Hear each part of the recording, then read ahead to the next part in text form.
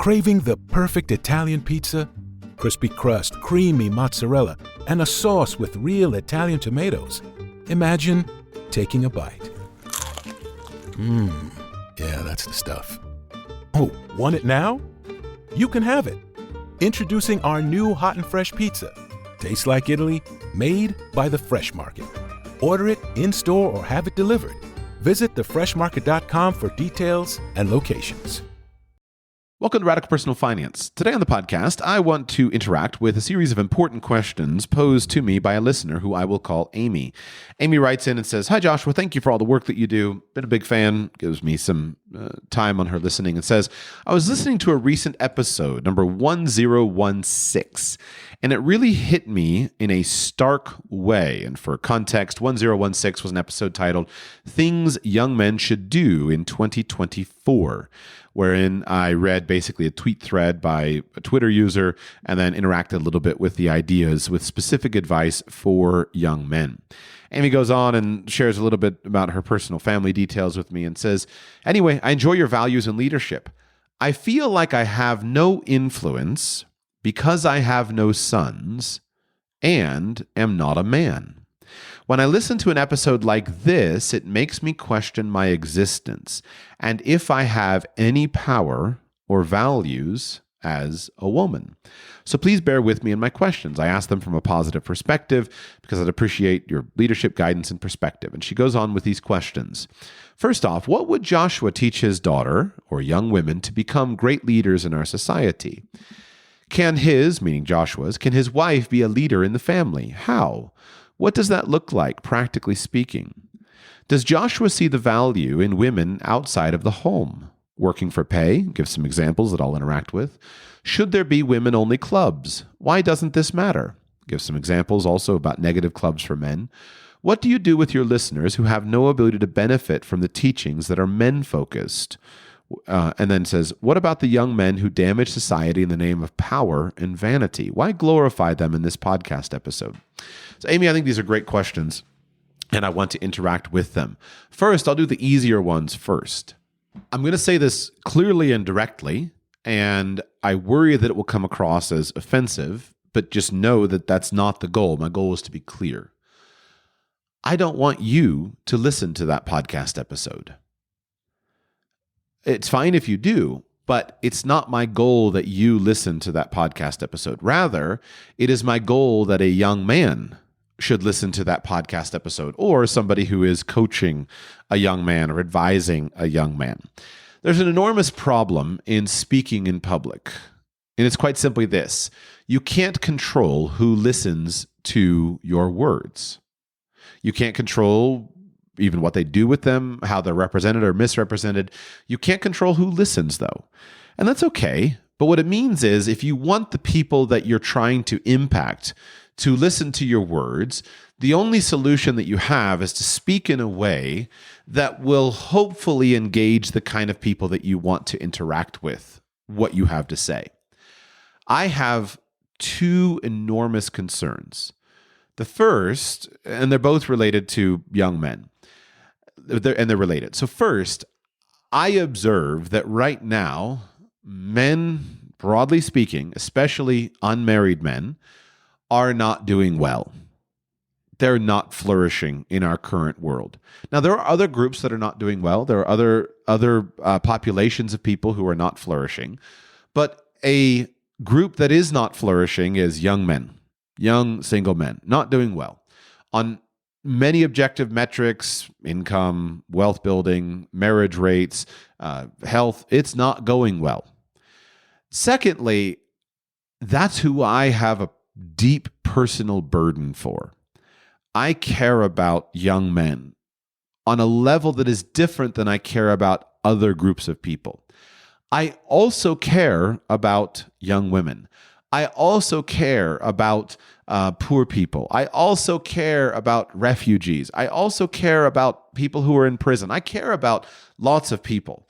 But I have a distinct personal burden for young men. That is who I care the most about. That is who I want to serve and help the most. And so I've made a conscious choice that if I'm going to serve and care for young men, then I'm going to speak to the people that I want to listen.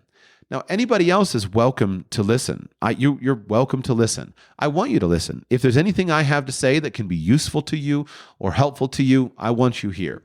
But if I lose you as a listener and I gain a young man as a listener because of the way that I speak and the way that I communicate, I'm content with that choice. I would dearly love to be your friend. I would dearly love to interact with you. I enjoy speaking to smart, wonderful mothers, especially mothers of daughters. I have 4 sons and a daughter. I want your daughters to succeed, which is why I'm going to interact and share and answer your questions honestly. But we can't all do everything that we would like. I'll just give one analogy. You might care about saving the whales and stopping climate change and improving your town and fixing politics and all of those things, but you can't impact all of them. And one tool of success that I believe is very important that we really focus on is the idea most popularized by Stephen Covey of the difference between our circle of concern and our circle of control. As Covey taught the concept many years ago in 7 Habits for Highly Successful People, we all have a circle of concern, things that we're concerned about. And global warming and politics and war in the Middle East and our children and nasty playground cleanup and the beach cleanup and the plastic in the oceans. And there's thousands of things that we're all concerned about. But we have a much smaller circle of control. And these are things that we can control. These are things that we can influence and that we can affect. And if we are spending all our time thinking and talking about things that are within our circle of concern, we generally don't make much progress in life. But if we can laser in focus on things that are within our circle of control, on the things that we can affect, over time, we can grow that and we can acquire more influence, more authority, more reputation, more power, and we can affect more of those things that are in our circle of concern. But in order to make progress, we have to focus on that smaller circle, that circle of control. And so as an expression of that, I have a deep personal burden for men who are failing in society, who are not, life is not working and the deck feels stacked against them. That's not to diminish the many significant challenges that women face, but it's to say that I am choosing to focus my energy on men because that's where I believe I can have the biggest impact because I understand them, I understand their issues, I understand the challenges, I understand the successes. I am one, and I know what works and what doesn't work for men. I also believe that is where I have leverage. I believe that when men are flourishing and doing well, that has a follow-on effect of generally contributing to a stable society where women also flourish. And so because I believe that there's leverage, if I can encourage young men and encourage men broadly, then I believe that I can have leverage, and I care about leverage. This does not minimize you as a woman, or your daughters, or your perspective, or your very valid and important questions. What it does mean that with my limited time and energy, I want to focus on the change that I want to see in the world. And I'm going to, since I have a personal burden and care for men specifically, I want to speak to men. And so I have chosen to do that in my style of communication, in my manner of communication. And even in that particular episode, I am imagining a young man coming across my podcast title, Things Young Men Should Do in 2024. And I am specifically choosing language that I hope will break through for a young man and give him a roadmap and talk about his issues and make him feel connected and heard and understood and cared for and give him a little bit of advice. And I will speak in that episode, I'll speak in a way that I would never speak to you as a woman. Just give an example. In that episode, I used a vulgar word and a vulgar expression. I didn't originate it, I was just reading it from the tweet thread, but I also didn't choose to censor it. Why not? Well, because sometimes vulgar language can be employed for effect, and it has a certain effect, especially in men, if you don't overuse it, but it has a certain emotional effect and an emotional response. I would not speak to you as a woman using vulgar language, ever. I would not speak to a young woman with vulgar language. I generally employ almost no vulgar language in my speech, neither in public nor in private.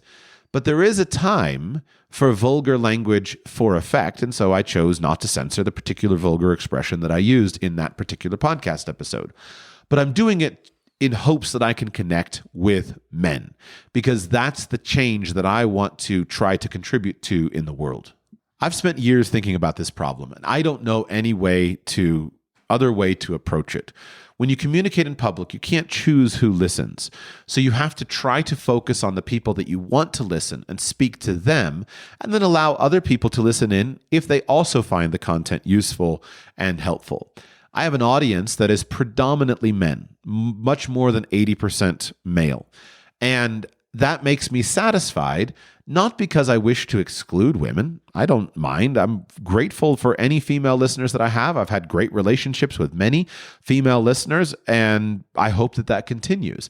There's nothing exclusionary about women. There's no way that I wish to exclude women from listening to my podcast.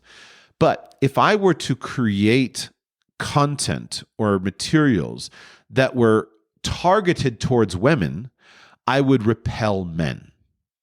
Now, I may repel some women, but I think the ratio is different. If I speak to men in a way that is attractive to men, I'm probably going to repel some women, but not all. But if I speak to women in a way that is primarily attractive to women, I'm probably going to repel most men, if that makes sense. So I don't know whether that's right or wrong. That's a decision that I have made. And so I just say, first and foremost, that you don't need to listen to that. And if it doesn't help you and it doesn't serve you, it doesn't encourage you, or it doesn't give you vision, if it doesn't help in some way, then just skip it and go and find something that does give you what you need at this particular point in time in your life. I have made a choice in all of my content that I will respect my listener's control over what he listens to. Every listener has a stop button, a skip button, a delete button, a subscribe button, and an unsubscribe button. And so the choice that I have made is to do my very best to respect my listeners who want my content and focus on serving the people who want to hear my ideas, at the risk of many people exercising their natural right to pause, leave, unsubscribe, leave nasty reviews. All of those things are perfectly fine. But if I do that, I may be able to advance my mission of helping people that I feel particularly called and burdened to try to serve in some way. And I don't know any other pathway for me to be able to accomplish that. We need to develop the skills of understanding the context for different conversations and interactions.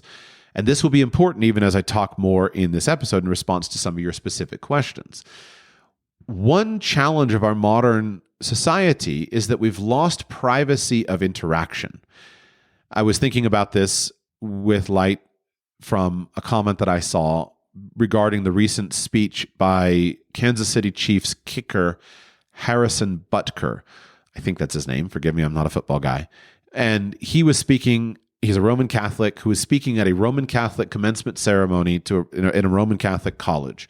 And the speech that he gave was, I watched about 15 minutes of it. I didn't read the whole thing or watch the whole thing, but I tried to get the bits of it. I thought it was a great speech, a really good and useful speech to articulate some advice or some that was very useful. But it was extremely offensive to many people, including many women, because he had the temerity to say to a group of Roman Catholic graduates that many of the women there gathered will ultimately find a greater sense of fulfillment and purpose in their calling as mothers as compared to their calling as business women or as career women. So one thing that I observed is there was a day and age in which a Roman Catholic could speak to a group of Roman Catholics and be understood inside the context of Roman Catholicism and the Christian religion. Today, you have to know when you're giving a speech that this is going to go on the internet, and there are going to be legions of people who don't share any of our culture. And this has really harmed relationships because I can't be confident in any setting that I'm not being recorded, that I'm not being, someone's Apple Watch or other smartwatch is not recording my audio, that someone's not surreptitiously recording video of me. I just assume everything I say ever is always going to be on the internet. I assume every message that I'm going to write is going to be screenshotted and posted. And what's particularly galling to me is when you see this in the context of family relationships. You see children that post their message threads with their parents on the internet, or people who fight with their parents in public on social media. It's horrific. And it's not all bad. Certainly we've exposed abuse or terrible ideologies and different things, and hidden cameras and whistleblowers and all that. It probably has its place. It's not all bad, but it has changed how we speak. I can't control that. But what I do think is we always need to understand the context of where and how we're going to speak. Even as I interact with your questions that you've asked me, I'm answering these questions in public wildly differently than I would if we were having an individual conversation. Not in terms of my perspective, but in terms of the application. Because in individual conversation, I would always need to understand who you are, what you think, what your perspective is, what your background is, and then filter what I have to say through the light of that, pointing out any commonality or distinctions between those things. And yet, in public, I'm not doing that. So keep those things in mind as we discuss these particular issues that you have said. That I'm sorry that what I have to say doesn't resonate with you, but that's a price that I'm willing to pay if I have the hope of resonating with men. I want to make one more comment also that needs to be said, just because what you said was so pointed and so vulnerable. You wrote in your email, you said, I feel like I have no influence because I have no sons and am not a man. When I listen to an episode like this, it makes me question my existence and if I have any power or value as a woman. I would like to, as vigorously as possible, encourage you that it doesn't matter how you feel.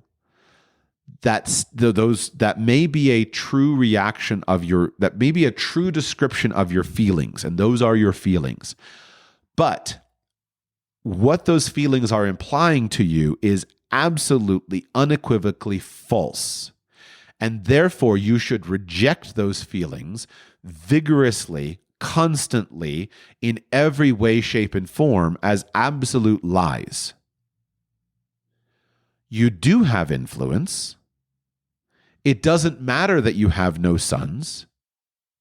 It matters that you are a woman, and you do have influence because you are a woman. You must never question your existence, nor should you try to judge any power or value that you have in comparison with the power or value of any other person, be it male or female. You are a human being created in the image of God, worthy of all respect that is associated with your being. You are a mother to daughters. You are a wife. You have undoubtedly many other roles in society. You are a daughter. You probably have a job. You have a business. You are a neighbor. You have many roles in society. And we will always accord you the respect that you deserve because these things are true.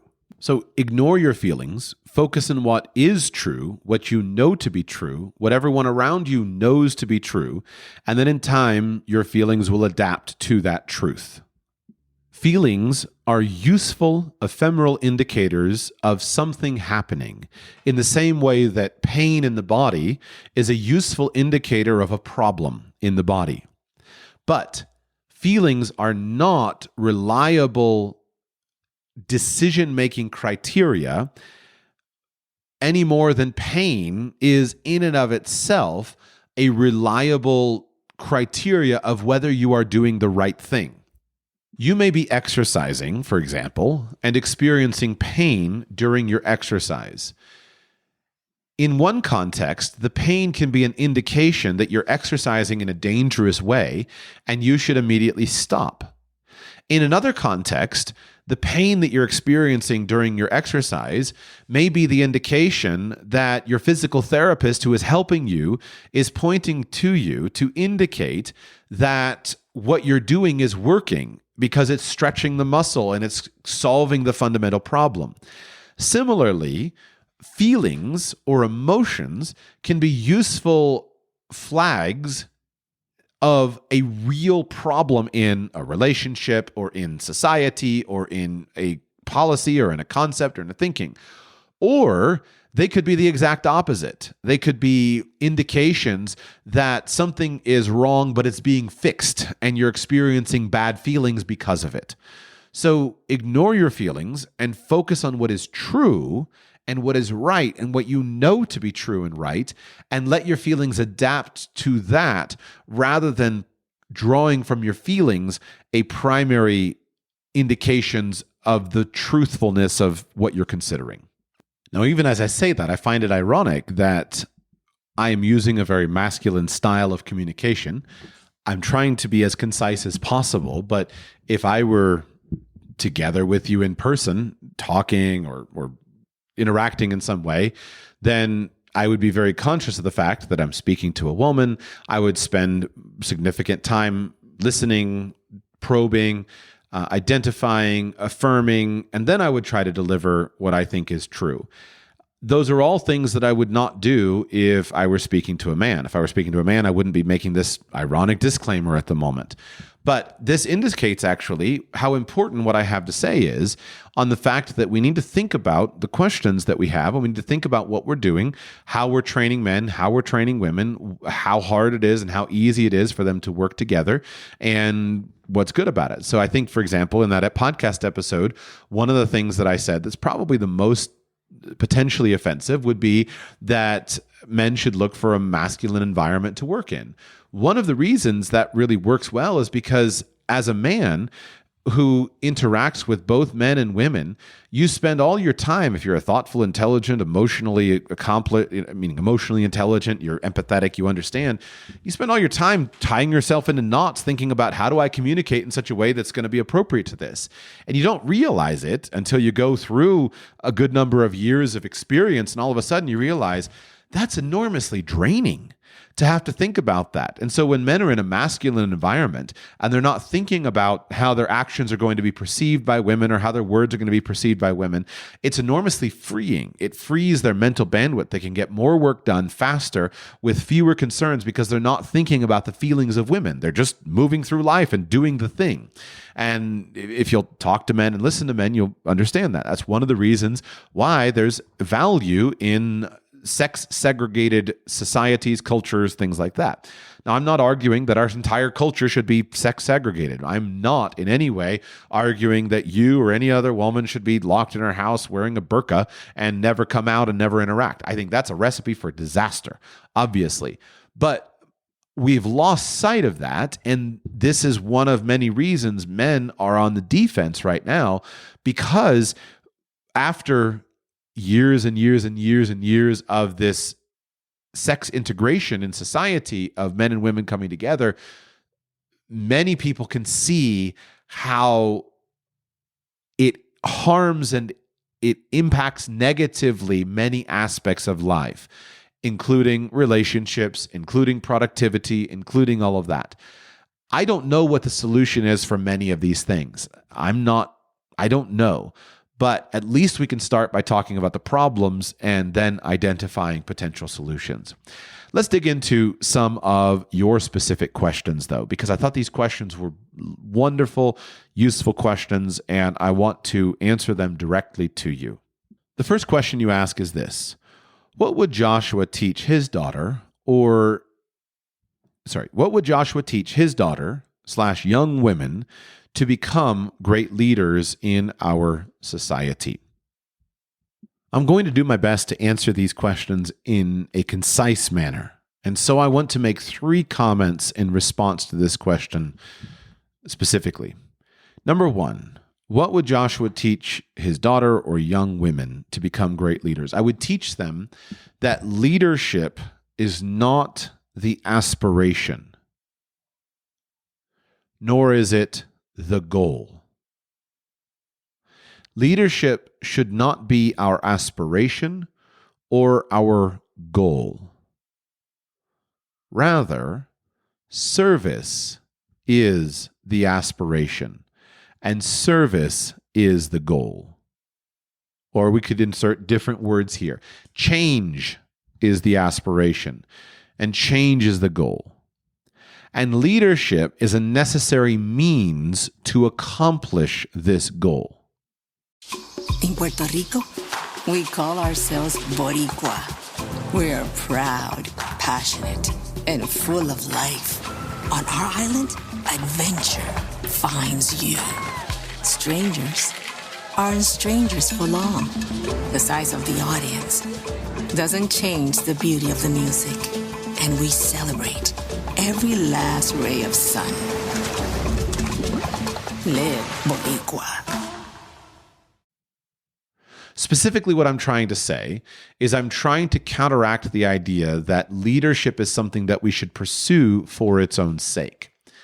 And the reason I'm saying that is many people, when they think of leadership, they automatically substitute power for leadership. They try to get power over other people. They try to get authority over other people.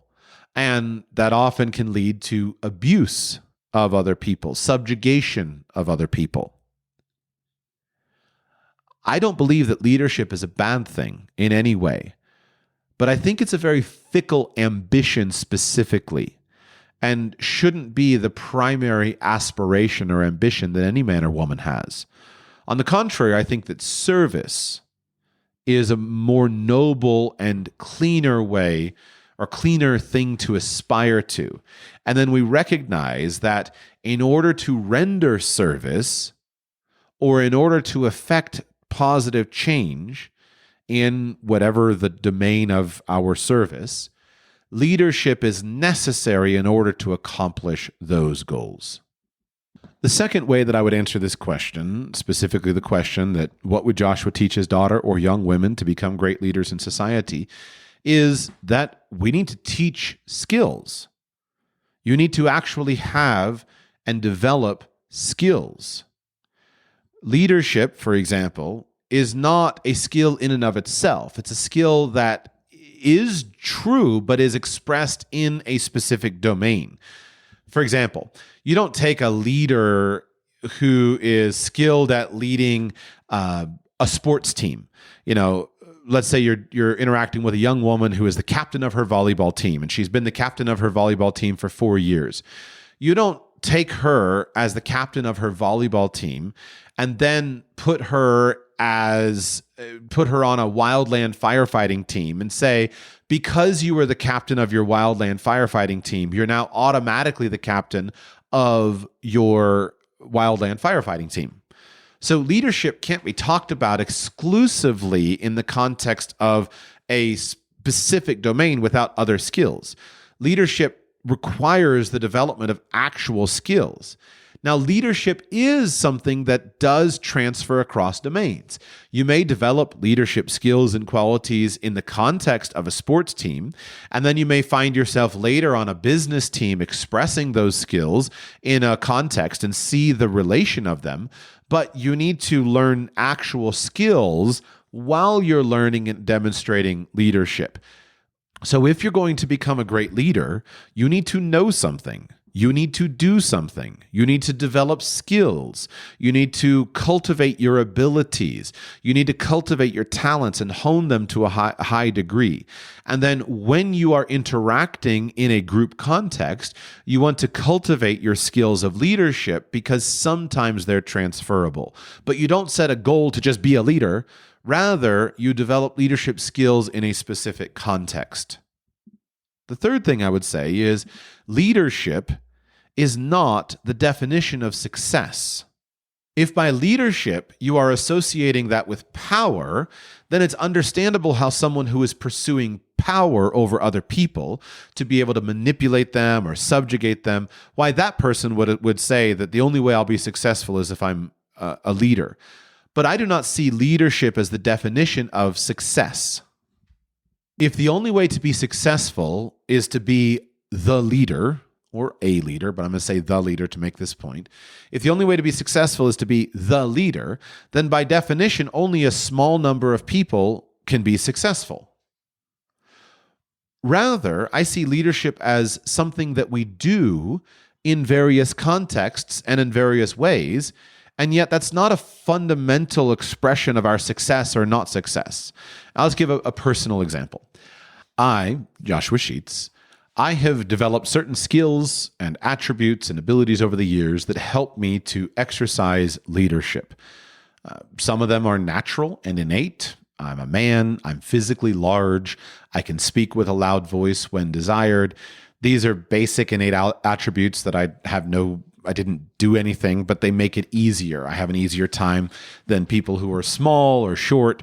I have an easier time being a man than being a woman. I have an easier time because I can speak in a loud voice as compared to being physically handicapped in some way or not being able to speak in a loud voice.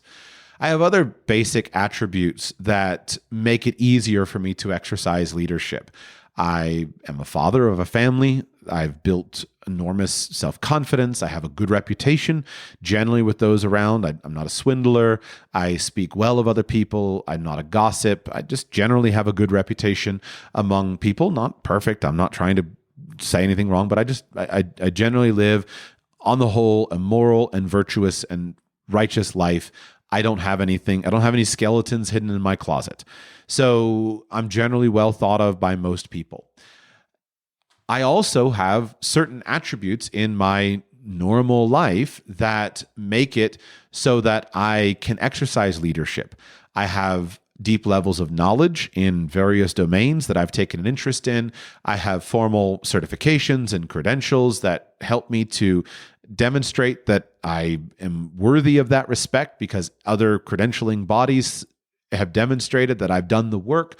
I have a platform with a podcast and a successful business and those kinds of things. So it's relatively easy for me to go around and exercise leadership. It wasn't always easy. I've worked for decades and practiced doing the hard things, stepping up, saying something when it was uncomfortable.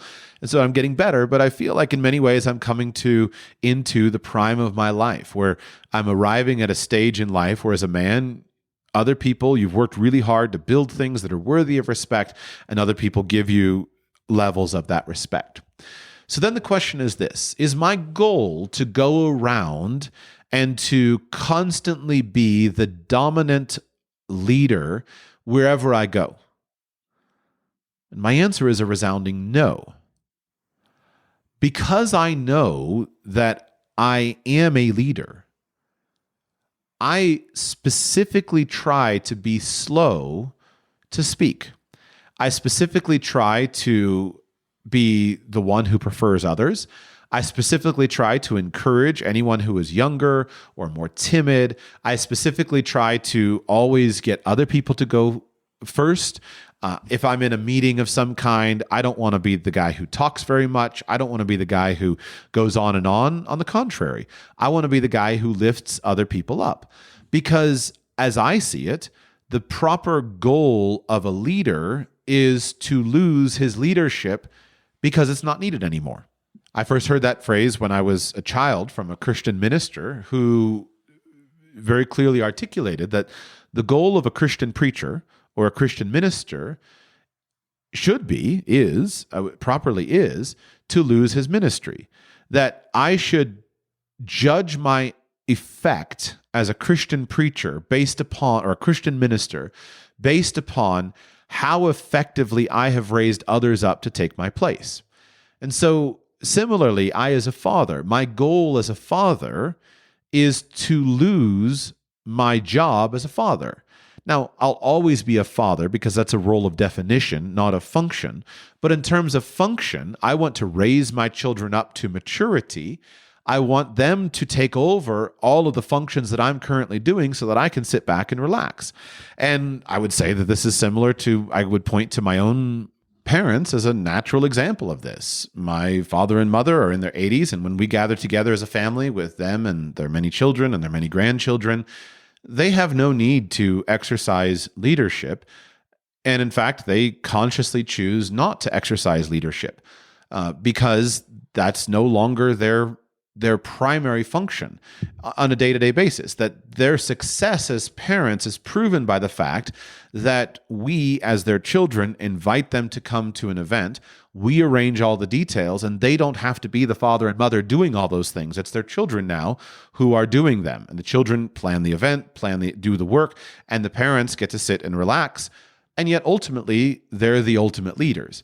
And so leadership is not something to be aspired to as a positional thing, that my goal is to be a leader. And once I'm a leader, then I'm always going to be the leader.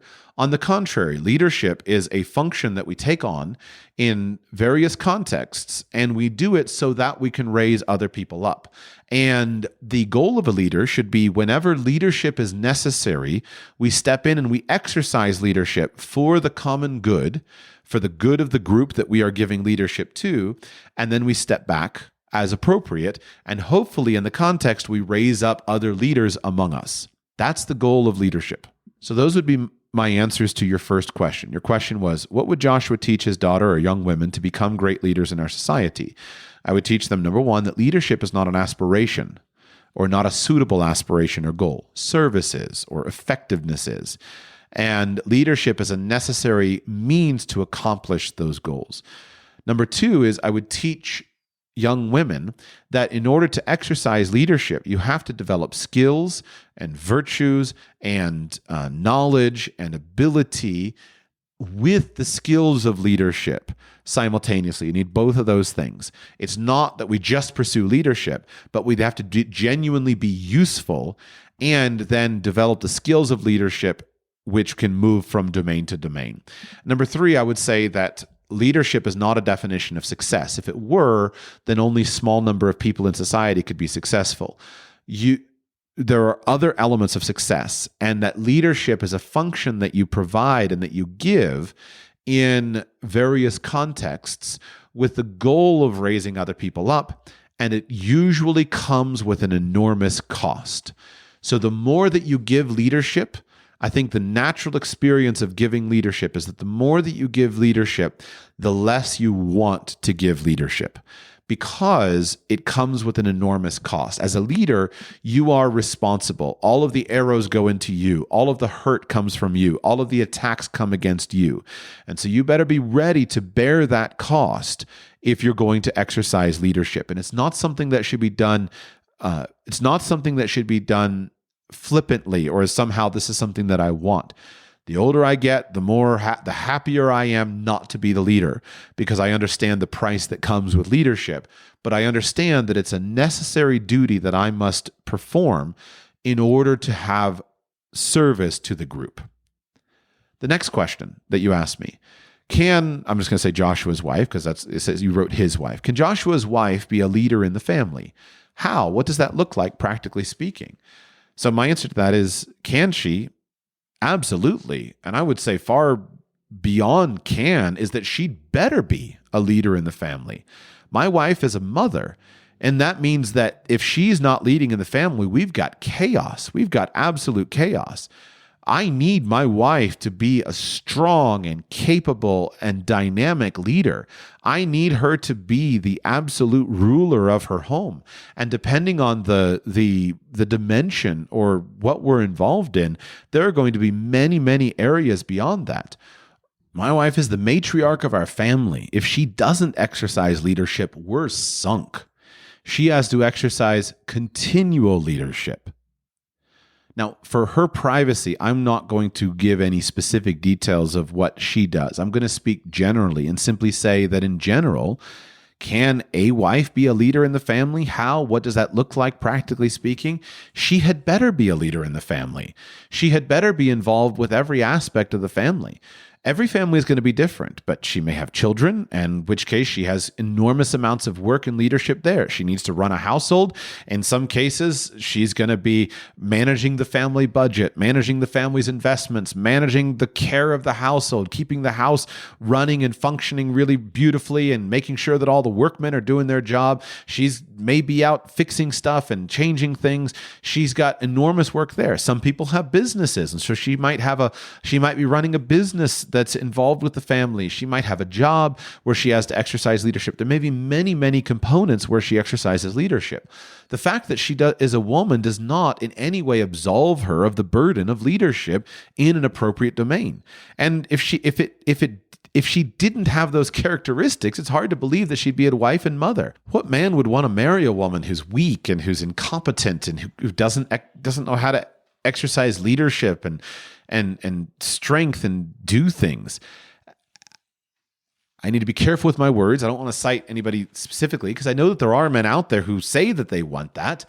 I listen to men in the red pill space and some of their leaders in that space.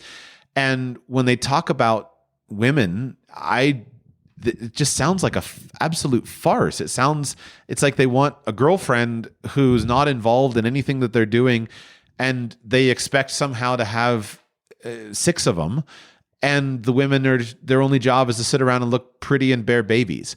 That seems to be the extent of their vision that they express for their relationships.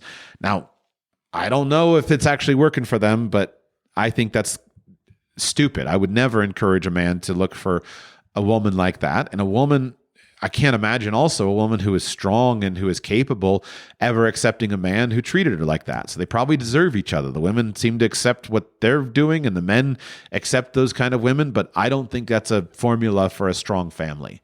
So a man who wants a wife is not looking for a burden. He's looking for a partner, and that he's looking for a strong and confident and capable wife who is going to be by his side through everything.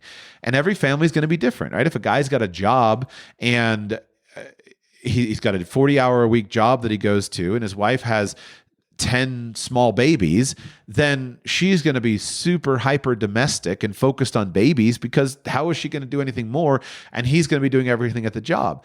They're going to have a very different expression of leadership than if they run a business together and they're business partners and their children are all grown. They're going to have a very different expression.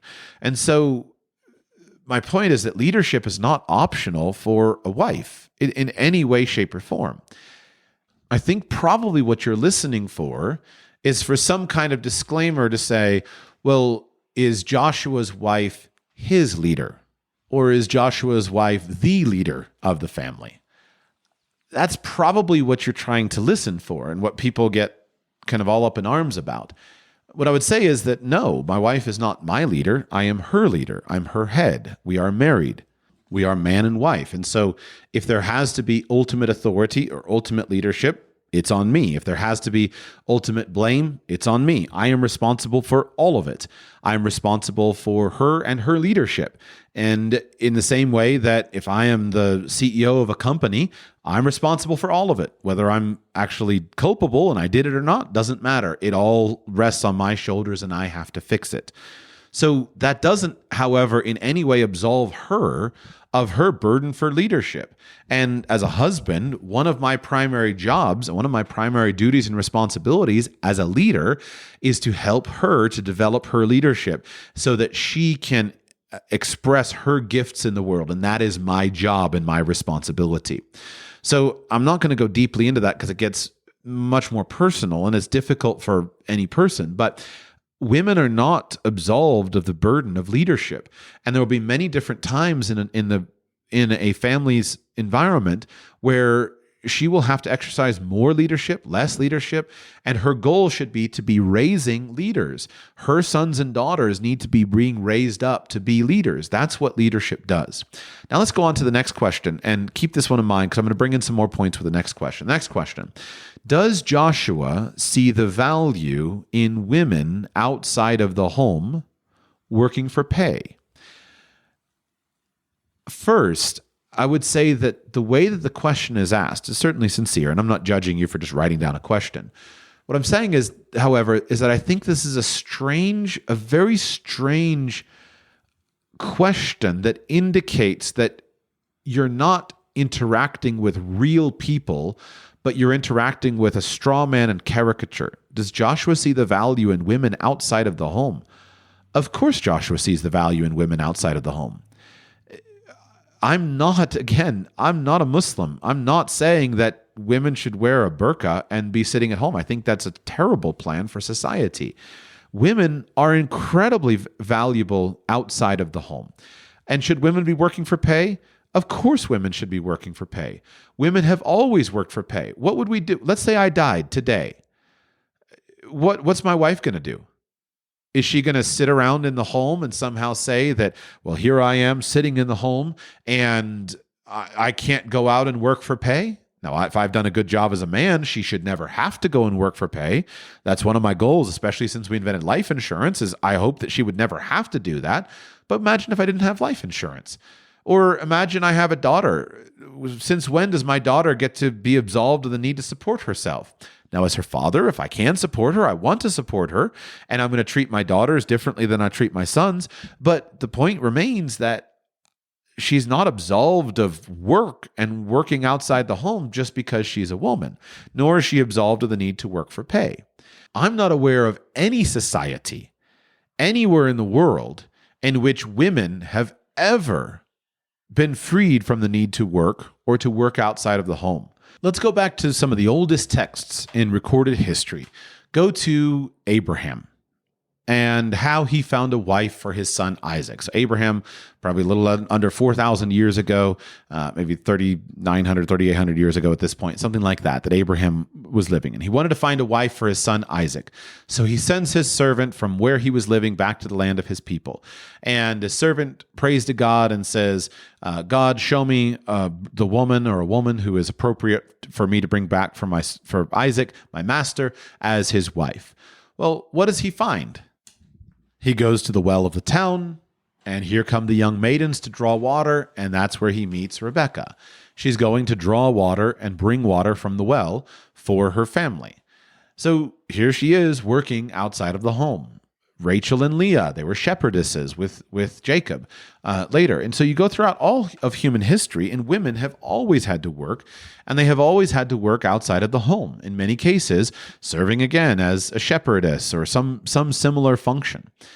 Now, in an agrarian society, why do we get the concept of working in the home? In the agrarian society, we can see very clearly that there are certain functions and jobs that men can do because of their physical stature and size, and there are other functions and jobs that women can do because of their physical stature and size and abilities. There was years ago, I used to read this personal finance blog. I've forgotten the name of it, but there was a couple that moved to the Northeast and they bought a farm, and they were fire people, early retirement people, and they moved out to this farm, and they were progressive liberals who had moved to this farm to have a couple of children, I think in Vermont, and have babies. And I read an article that the lady wrote, and she talked about how frustrated she was that they were progressive liberals who very much believed in gender equality, and yet they were frustrated that on the farm they found themselves falling into gender stereotypical roles on the farm, that she did the cooking and the cleaning, and the husband was doing all of the outdoors farm work. So I'd say this is obvious and understandable in an agrarian context. I think one of the keys, though, that I would point to is that throughout history, most family businesses and most work has been family integrated in some way. There's always been household productivity in some way. There's always been kind of a household business of some kind. So you have one context in an agrarian context of what that looks like. You have a different context in a family business or a merchant, but there's lots and lots of business, and women are not absolved of that work outside the home. It's not like just because you're a woman, you get to sit at home and do nothing but cook and clean the house. I think that it's nice if women can do that. There aren't many things easier and more relaxing than sitting in a house and cooking and cleaning. It's pretty simple, straightforward, easy work, but I don't think you get that pass. You don't get to just do that unless you're fortunate to be married to a rich man. Families and families are economic units, and there has to be a benefit to the economic unit of each spouse's labor. Otherwise, there is a real challenge and there's a real problem. Now, throughout history, men have, especially rich men, have appreciated certain things that women can bring into their life that don't resemble hard labor. And so different cultures have a different expression of this. But if you find a rich man it makes him happy a lot of times that his wife doesn't have to do hard labor. I take a great deal of joy and satisfaction in the idea that my wife doesn't have to go and work for wages and work somewhere else. But in some cases, there may not be another possibility. She might have to. And this should be obvious. Again, I say, what if I died? What if my wife never married? Is she just think about these things and don't just assume that somehow women get to escape from work because they're women. It's not the case. They have to work because they're women. The work looks differently. Now let's turn more pointedly to the issue at hand. If Joshua is talking about the problems with dual income families, what's the problem? Well, at its core, one problem is that the lifestyle just doesn't seem to be sustainable. And I mean that in the most literal sense possible. If you look at human reproduction statistics right now, if you were a biologist studying the human species, you would be writing reports day and night about this species going extinct, or at least subgroups of this species going extinct.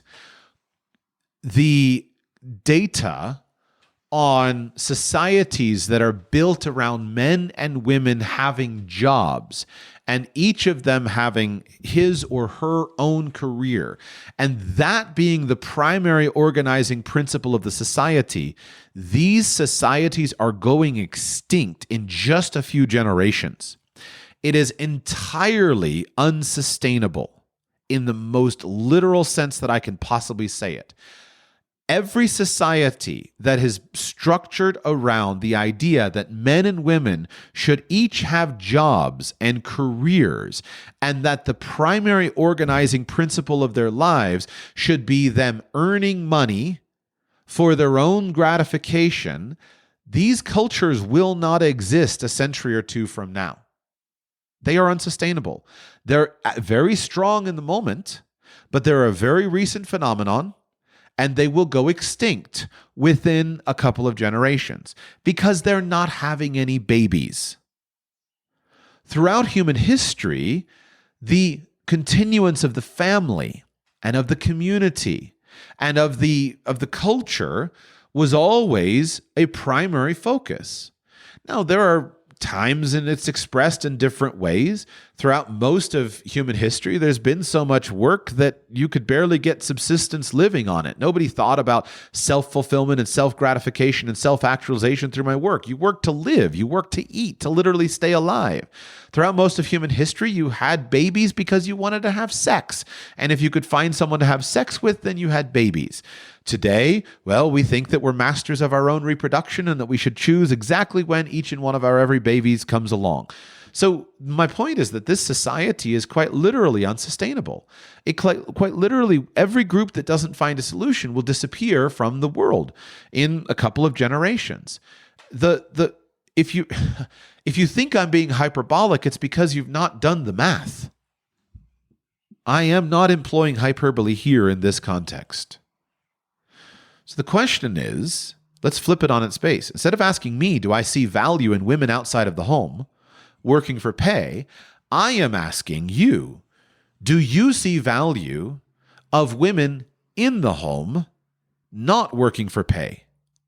That's the point I'm trying to make. I saw this made the other day in a quite eloquent thread from a Twitter post from one of my favorite authors, Anthony Esselin. Here is his tweet verbatim. It was in the context of the Harrison Butker furor this last week. By far the most accomplished woman I know personally, whose name I won't reveal because I don't want to cause her trouble, recommended that I read Mr. Butker's commencement speech. She said it was spectacular. This was before I told her that I'd written about it. There are a few things in play that nobody has talked about. Here's one. Jesus says that we must become like little children, or we will not enter the kingdom of heaven. Now, we are not overtly cruel to children.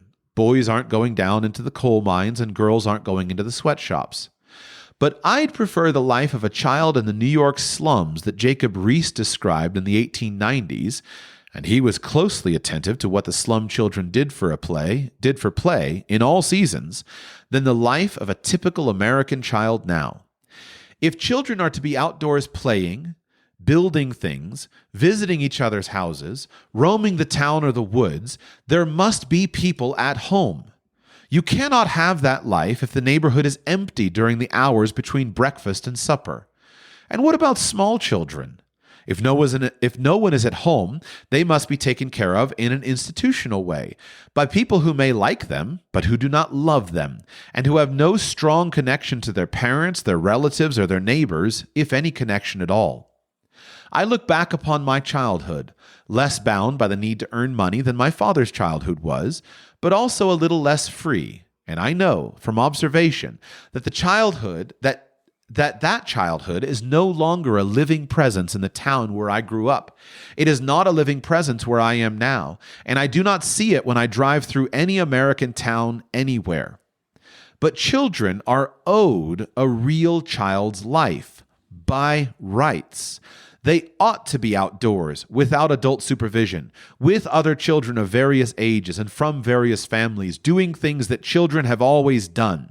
That life is not only good for them, it is good for U.S. grown-ups. Jane Jacobs, the astute, liberal critic of American city planning, pointed out that it's children that bind a neighborhood or a town together. That's because children crisscross through streets and yards and all the routines of adult business. Children provide ready occasions for adults to get to know each other. Children provide them with the motive to do more than that. They are the excuse for many a festival. You will say that that's all well and good if you can afford to live on one salary. But here, the habits have been transformed into necessities. It is not simply that you, as an individual family, have to make enough money to afford a house. It is that housing prices generally have risen to what households can afford. Imagine two auctions in two worlds selling the same product, but to audiences of different means. It will get a higher price from the people with deeper pockets. They will be no better off than they would have been had they been in that other world attending the other auction. Or look around an expensive new subdivision where farmland once was, and consider how much of its showy excess will have been purchased at the expense of a real child life. What the heck for? With what gain in human happiness? Thus ends Esselin's quote. So, I'm answering your question, does Joshua see the value in women outside of the home working for pay? And my answer is unequivocally, yes, I do. But I'm arguing, do you, Amy, or anyone else listening, of course, Amy, do you see the value of women working inside of the home, working not for pay? My answer is that for every society that has forgotten that value, your culture will cease to exist. The only way you've gotten thus far is by stealing our culture, those of us who reproduce, for a limited period of time. I'm not angry about this, but I'm just trying to make an observation. Let me pull down my tone just for a moment. I say that because your culture, meaning you, the culture that doesn't value women, doesn't inside of the home, doesn't value women working not for pay, doesn't value children. The only reason you're still alive or you're still going, the only reason we live at this moment in 2024, where you have become the dominant culture, is that for about the last 50 years, you caught a whole bunch of family people all around the world unawares. And it's kind of like what happened with Christianity. As a Christian, I followed the statistics. For decades, we lost untold numbers of our Christian children to secular people in the world. Secularists used to boast about this in their public writings. You could find it. That, okay, you go ahead and raise your kids, but as soon as they get to school, we'll get them. As soon as they get to college, we'll get them. And that was true for a time. Then we figured out what was happening. We figured out that our ideological opponents were stealing all our children, and we figured out how to make sure that didn't happen. And so we've gotten a lot better at keeping our children, not all of them, but we've gotten a lot better at keeping our children in the traditions. So similarly, you see the similar thing that has happened with culture. Now, I'm not here talking about religion. I'm just talking about people who procreate and who expand their cultures and those who don't. I've come to like the term urban monoculture that Malcolm and Simone Collins use. I think it's an apt term that I'm going to start using.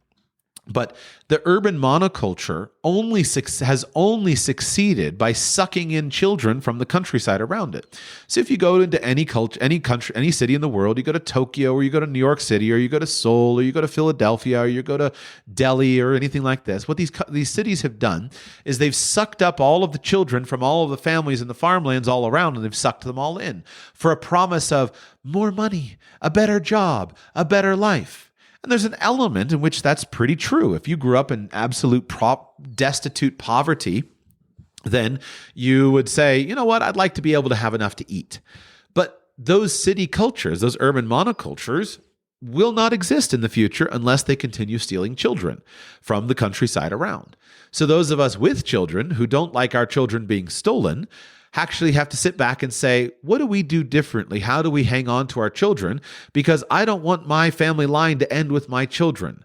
I want to think about my children's children's children.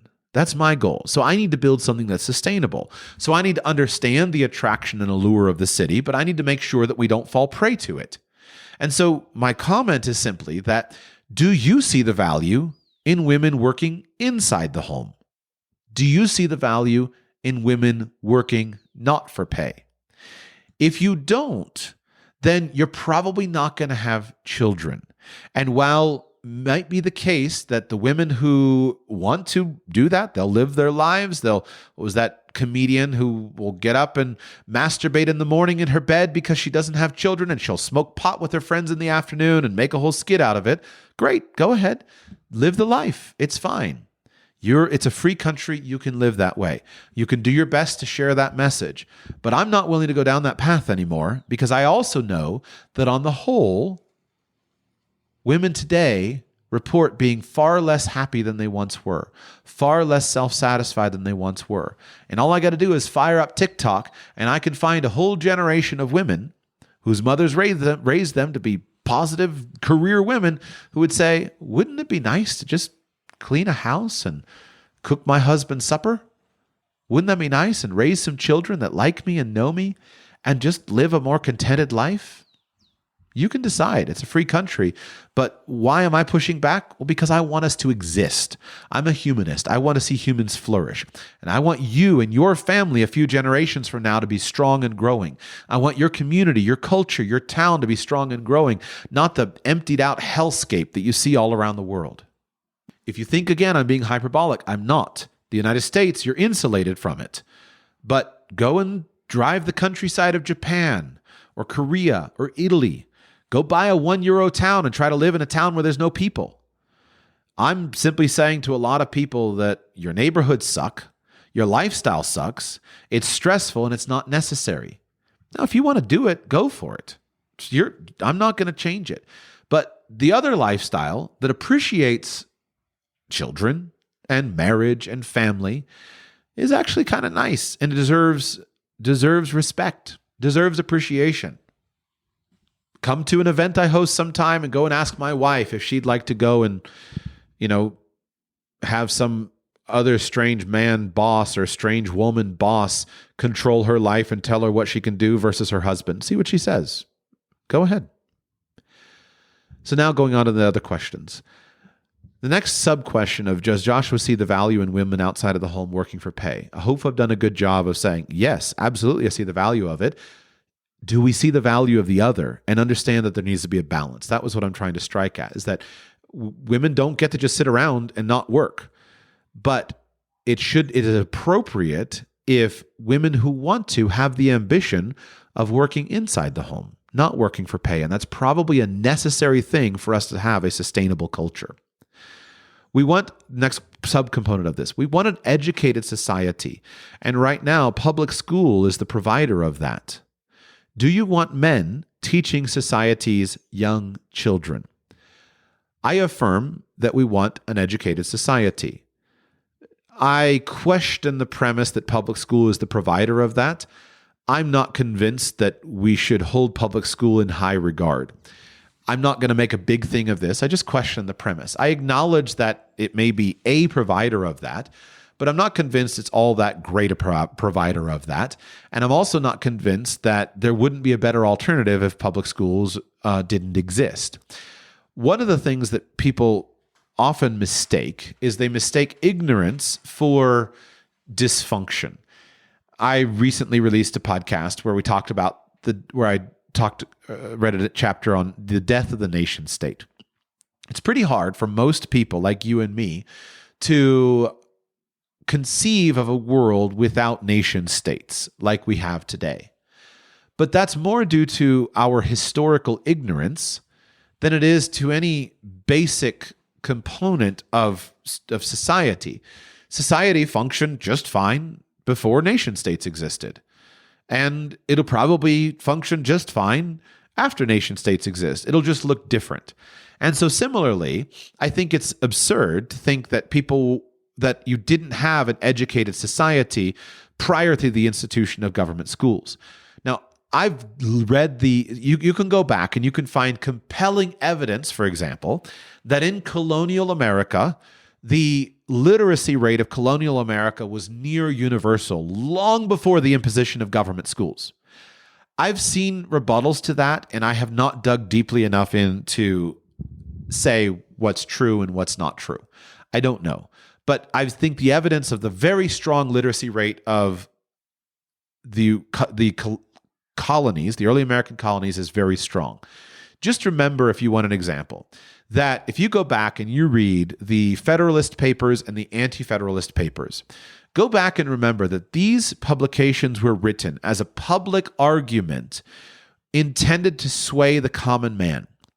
So you pull them open and you ask yourself if your current government school educated society can interact with the arguments in the Federalist Papers and the Anti-Federalist Papers and would be persuaded by that. And then go ahead and turn on whatever the coming debate is between Donald Trump and President Biden and see what was better. I think that there's good evidence to say that people prior to government schools were pretty well educated. And because, and again, Amy, this is not about you, but just because you're ignorant of that fact doesn't mean that it isn't a fact, or that there isn't a better alternative model. Government schools are one model, but they're not necessarily the best model. I would also question and say, what is an educated society in the first place? One thing that's fascinating to me is if you go back, you hear things where people would say things like, oh, so-and-so only had a 6th grade education. The question is, what did a 6th grade education mean?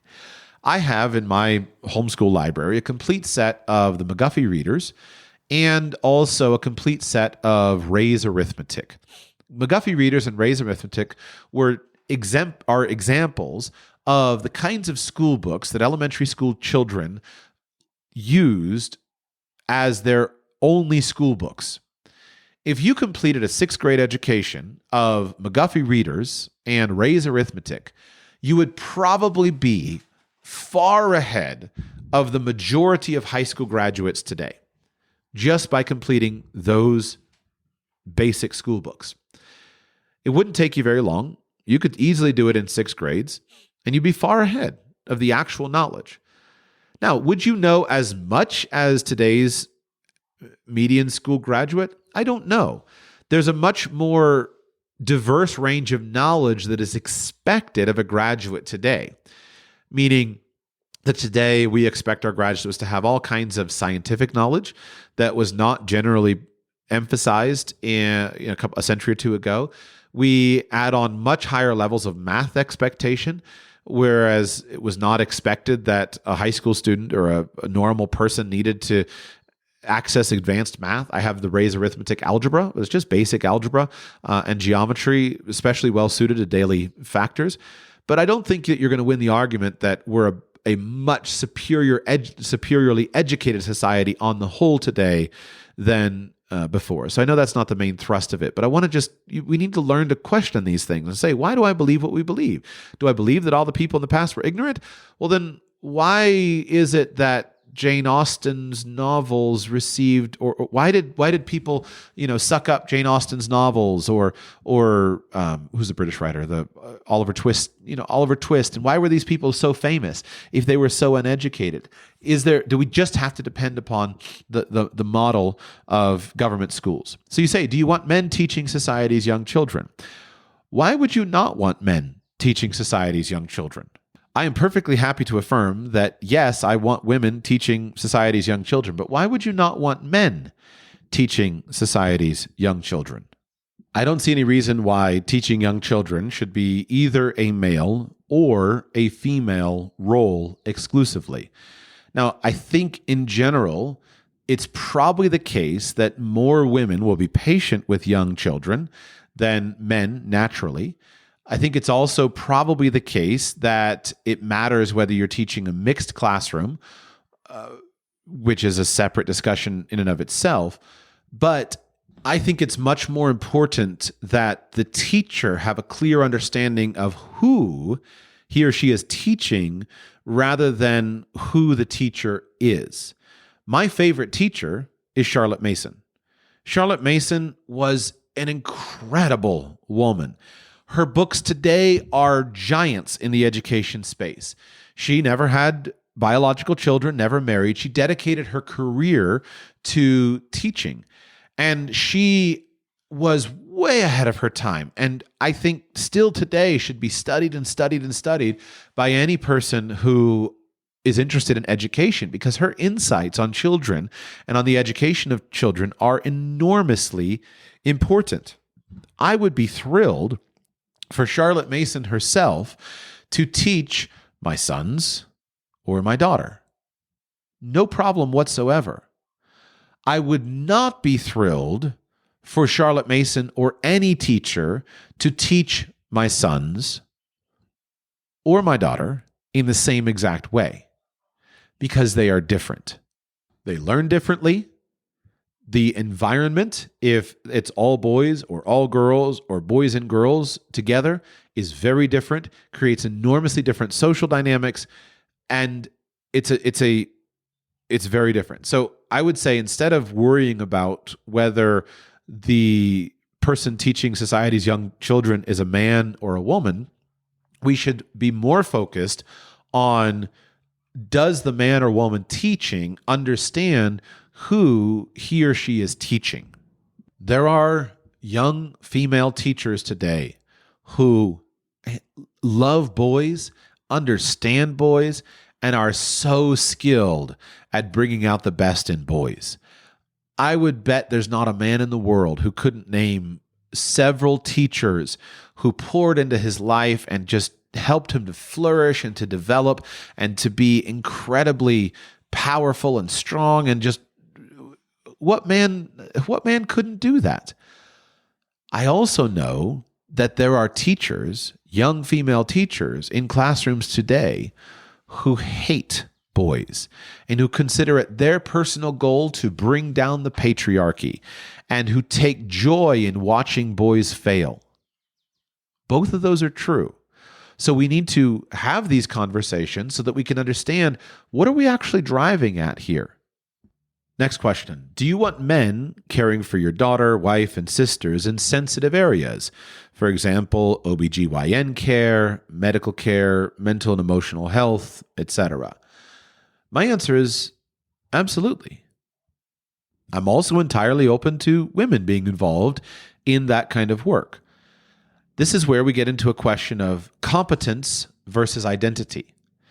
In the United States, traditionally, we have had a culture of competence where we expected and demanded competence from people. So, for example, one of my favorite heroines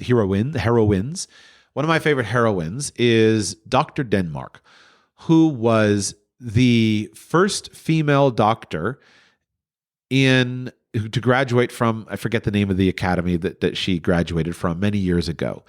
She's my heroine because of her working life.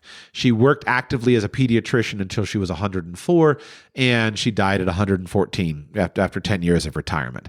I love her story, and I found her story first disconnected. Later, I found out that my wife was a patient of hers when my wife was a baby. She had been sick, and my mother-in-law had taken my wife to her as a patient when she was a baby and had received some very useful and satisfying advice from Dr. Denmark.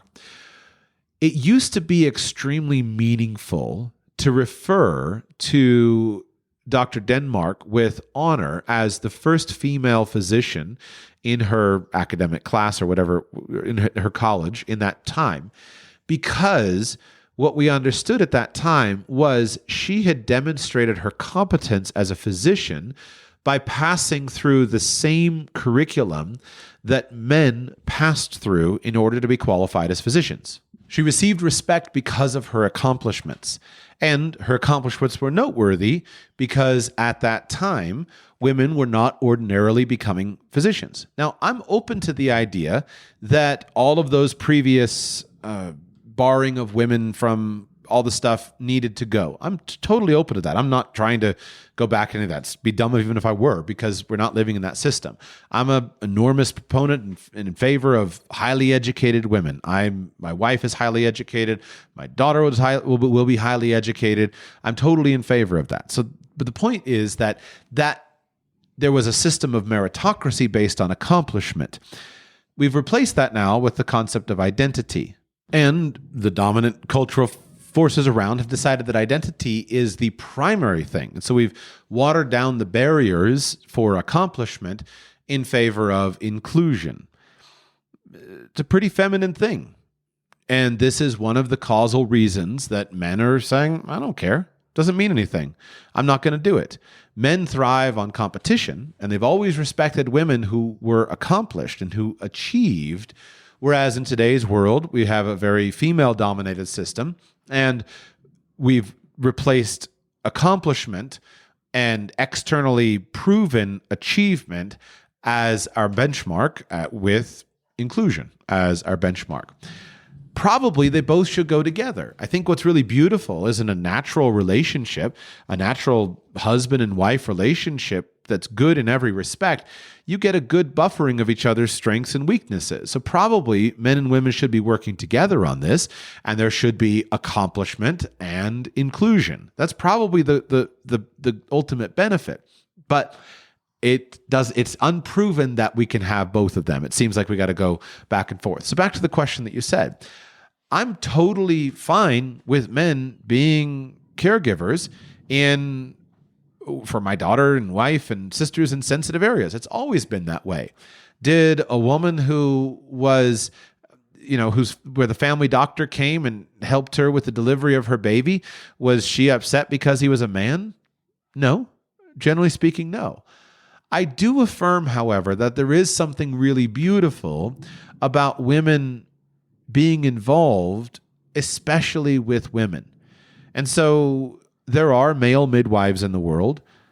I've never wished for one. I've always been enormously grateful that we've had wonderful female midwives. There are plenty of male obstetrician gynecologists out there. I've never wished for one. I'm grateful that there are wonderful female OBGYNs. I'm a little less confident with regard to counseling. I am not sure about most of the world of mental health and psychiatry, and I get concerned about the difference in a male worldview and a female worldview, but I'm entirely open to it, just more cautious in that space than I am in the other spaces. The point, however, that I was driving at is simply the system of dual income households is unsustainable.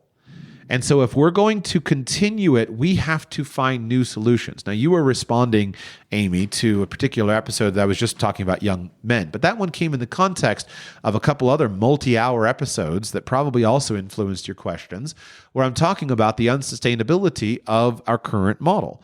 So my argument is not that women shouldn't be doctors and psychiatrists and all that stuff. And anyway, what I'm saying is that if all of our women are becoming doctors, and if becoming a doctor is likely to lead to a woman not having any babies or only one or two babies, as the data seems to indicate, generally speaking, then when we have more women doctors, we're not going to have any babies.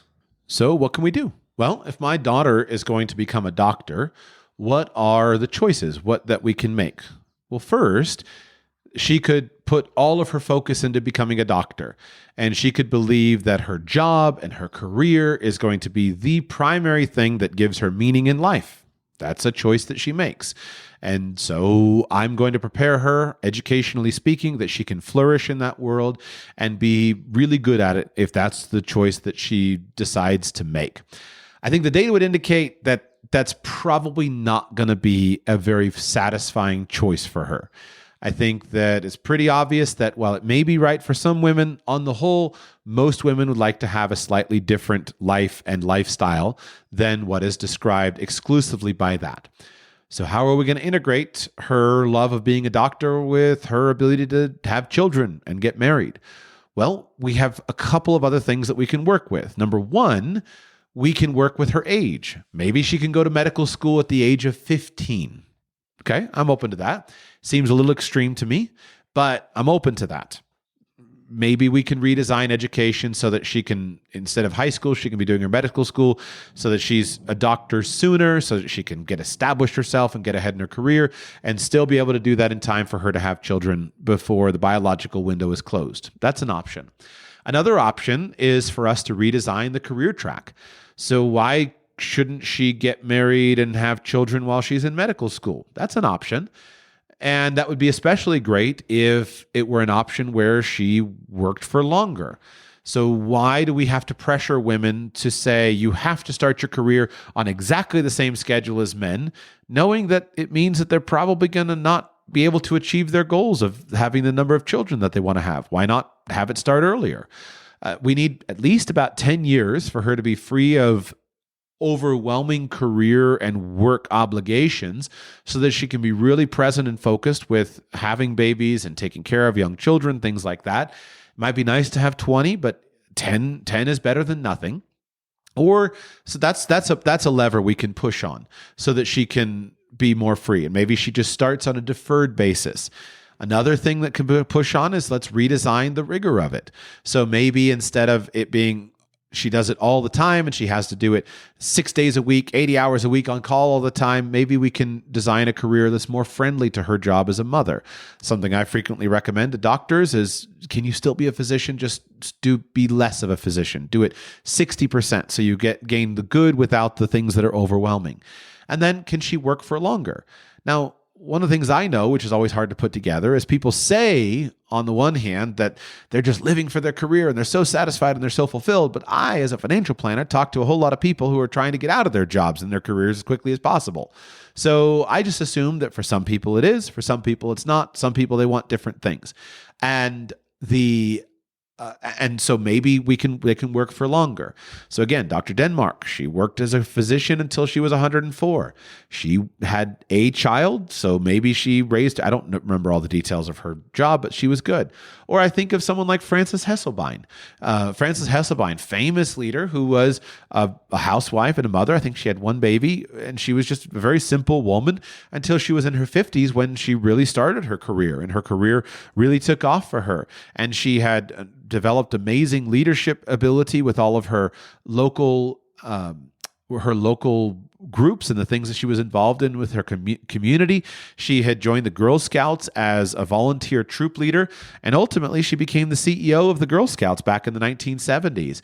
And then she worked for the Girl Scouts from the 1970s to the early 90s, and then she just continued on, and she had all kinds of other work until ultimately she died at 107. I don't think she ever retired from that point. So that's a great model that we should consider that would allow these things to work out well. So I'm not trying to keep women out of any of these things. I'm trying to insert the idea that we have to reconsider how we do this. And I'm also trying to insert the idea that family is an important consideration. It's something that I apply to my own life in all of my thinking. I'm not laser focused right now at this stage of my life on making as much money as I can and going for the moon. Why? I have children. And so I want to have children. And that is going to involve some costs and sacrifices to my career and my opportunities. I also want to defend the fact that there are a lot of women who would be perfectly happy having nothing to do with the career world and would be perfectly happy to be wives and mothers.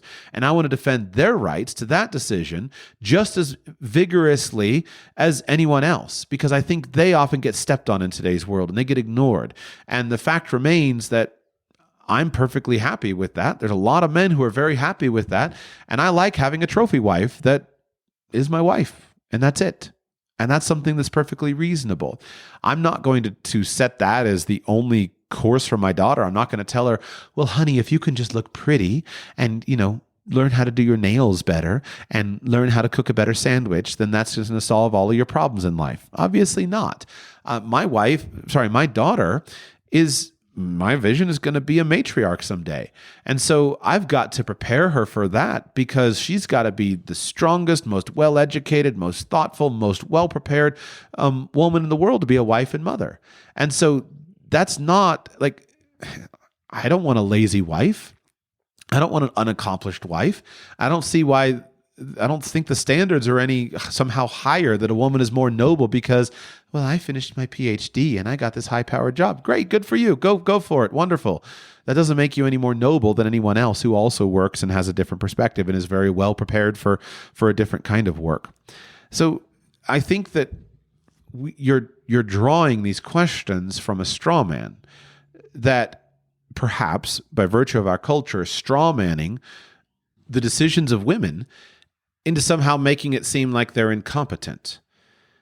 And I would submit, from the men that I know and the men that I listen to, for example, if you listen to the culture, there's this meme that men are intimidated by strong, educated, competent, independent women. I don't know any men who are intimidated by strong, educated, competent, independent women. I'm surrounded in my life by strong, educated, competent, independent women. I'm not intimidated. It's not a thing. Women might think it's not a thing. No one's intimidated by it. The point comes down to the toxicity, that there is a culture that creates toxic women that hate men and despise men rather than love them and appreciate them. I think it's an unfortunate artifact of the cultural formation things, that women live in fear of men, and then they learn to hate men in many cases, and then they despise men, and the men just observe it and say, yeah, I'm not intimidated, I'm just not attracted. And I don't think those have to be the case. I know lots of strong, independent, accomplished, beautifully educated, very successful women who are wonderfully sweet and attractive and kind, and you love being around them and you love talking to them. These things are not necessarily in competition. They're not incompatible. They just need to be thought about and intelligently managed. Now, the next question, do you want men in positions of risk where it goes unchecked? For example, banking and investing, healthcare, politics, uncharted technology. It's a strange question, because it implies that men are unchecked if they're in those situations.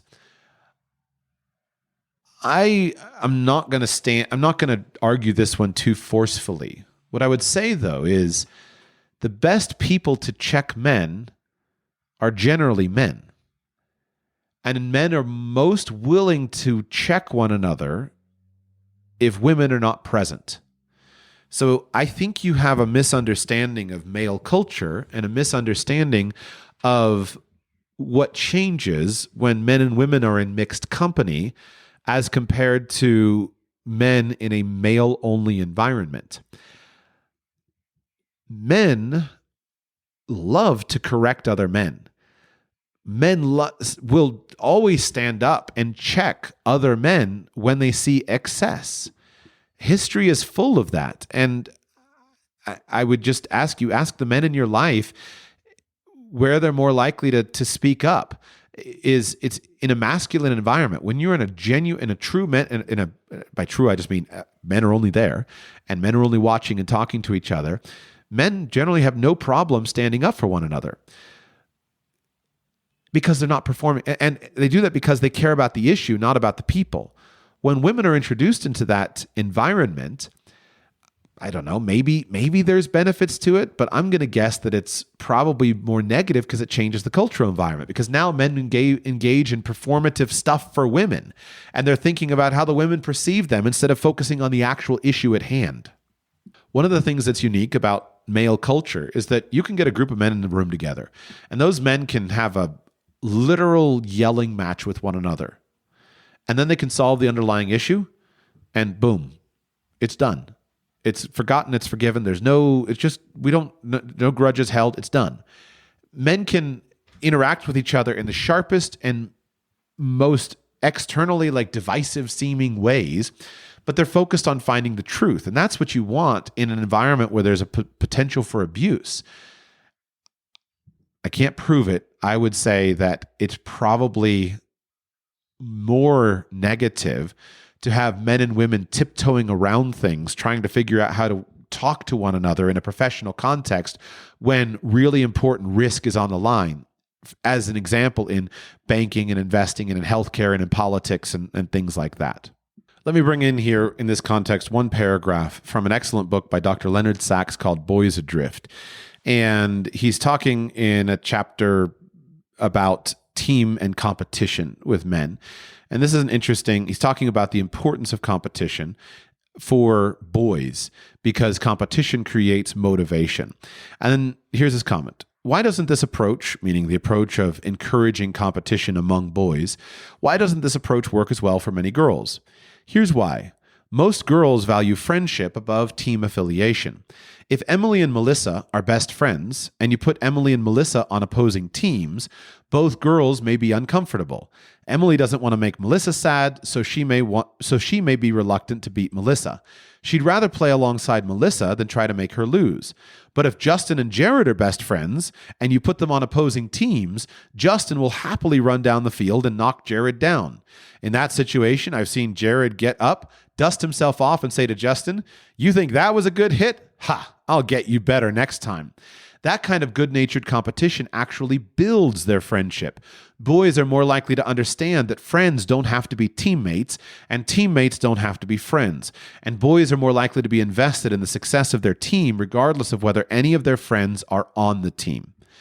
I'll read another segment in a moment, but I would encourage you, the books by Leonard Sachs, Boys Adrift is one, Girls on the Edge is another. They're both excellent and important to talk about these issues in context so that we can think about it. So that's my answer to that. Now, next question you said, should there be women-only clubs? Why doesn't this matter? My answer is absolutely there should be women-only clubs, and you and your daughters need to be in them and creating them and starting them. This is enormously important for the development of your daughters. I'm going to read now from Dr. Leonard Sachs's book called Girls Adrift, Chapter 7, Spirit. First two introductory paragraphs. Up to this point, we have addressed areas where I think and hope we can all be in agreement. Every girl should use her mind to be in control of her emotions rather than her emotions controlling her.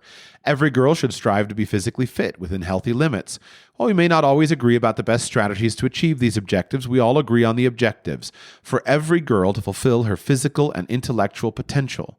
But when we turn to matters of the spirit, some parents are uncomfortable. And he goes on, when I'm speaking to parents and I say something like, for some girls, life is about more than just mind and body. The core of their identity is all about the spiritual journey. I see some parents grow visibly restless. It's easy to understand why. 10 or 20 or 30 years ago, some of these parents were themselves teenagers who rebelled against their own parents' attempts to indoctrinate them into a particular religion. Often, they don't see the point of religious involvement or even spiritual engagement in the 21st century. And he goes on and he talks about how girls develop in their spirit and gives various examples. And here's a subsection called A Community of Girls and Women. A community of girls and women. Community matters. The kind of community in which your daughter engages will shape the person she becomes. In Chapter 2, I described how a girl growing up 40 or 50 years ago was more likely to be involved in communities that included adult women, whether at church, in her extended family, in a sewing circle, or just sitting on her neighbor's front porch. Today, a girl's community is more likely to consist primarily of other girls her own age. That means girls talking mostly with other girls. But girl talk can be toxic to girls, even when they don't mean it to be.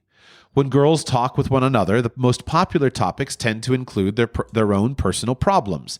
That's as true of 9-year-old girls as it is of 19-year-old women. All too often, the sharing and self-disclosure can spin into an obsessive rehash of negative emotion.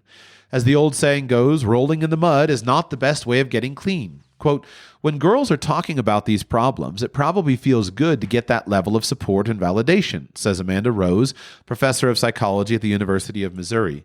But they are not putting two and two together, that actually this excessive talking can make them feel worse.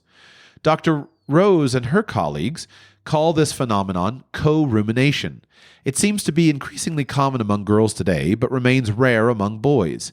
The essence of co-rumination is that talking with same-age peers about personal problems makes girls more anxious. Tessa Lee Thomas, 13 years old, gave a reporter an example of how it can happen. Sometimes we get into disagreements, and we have to settle them. My friends think that my other friend did something wrong, but she didn't do something wrong. Sometimes it makes the situation worse than where we were when we began. It spiraled into something bigger than it was. That's what can happen when girls counsel other girls, because girls providing counsel to same-age girls isn't the right kind of community. The right kind of community bridges the generations, connecting girls with women. The right kind of community involves girls learning from women their mother's age and their grandmother's age. Older women can provide your daughter with mature context and perspective. Girls who are the same age as your daughter can't do that. It doesn't have to be anything formal or structured. Sophia was a high school girl working part-time as a receptionist at a medical clinic when she told me how much she valued the opinions and support provided by her coworkers at the clinic, all of whom are adult women. She had a huge crush on a guy at her high school, and he was taking advantage of her. The other girls at the high school saw nothing wrong with what was going on. In fact, they envied her because he was popular and athletic, and he wasn't being physically intimate with anybody else. But he wasn't making any promises to her either. When she told the older women in her office about it, they offered a different perspective. Quote, if you act like a doormat, don't be surprised when he steps all over you, one of them told her. Quote, if you let him treat you like a piece of meat, don't be surprised if he chews you up and spits you out, said another older woman. Sophia broke off the relationship, if you could call a series of late-night booty calls a relationship. He wasn't fazed at all. He was like, okay, whatever, I was getting tired of it anyhow. I think he said that just to be mean, but it proves that the women at work were right. He wasn't serious about us, about having a relationship. He was just using me. How does a girl become a woman? What does it mean to be a real woman? These are questions that almost every enduring culture has answered by providing a community of women to show girls the way. I'm not talking only about mothers teaching their daughters, but about a community of women teaching the girls. We used to have many such communities in the United States, formal and informal. Quilting circles, sewing circles, all-female Bible study groups, all-female book clubs, Girl Scout troops, the variety of women's clubs that operated in association with the General Federation of Women's Clubs, and so forth.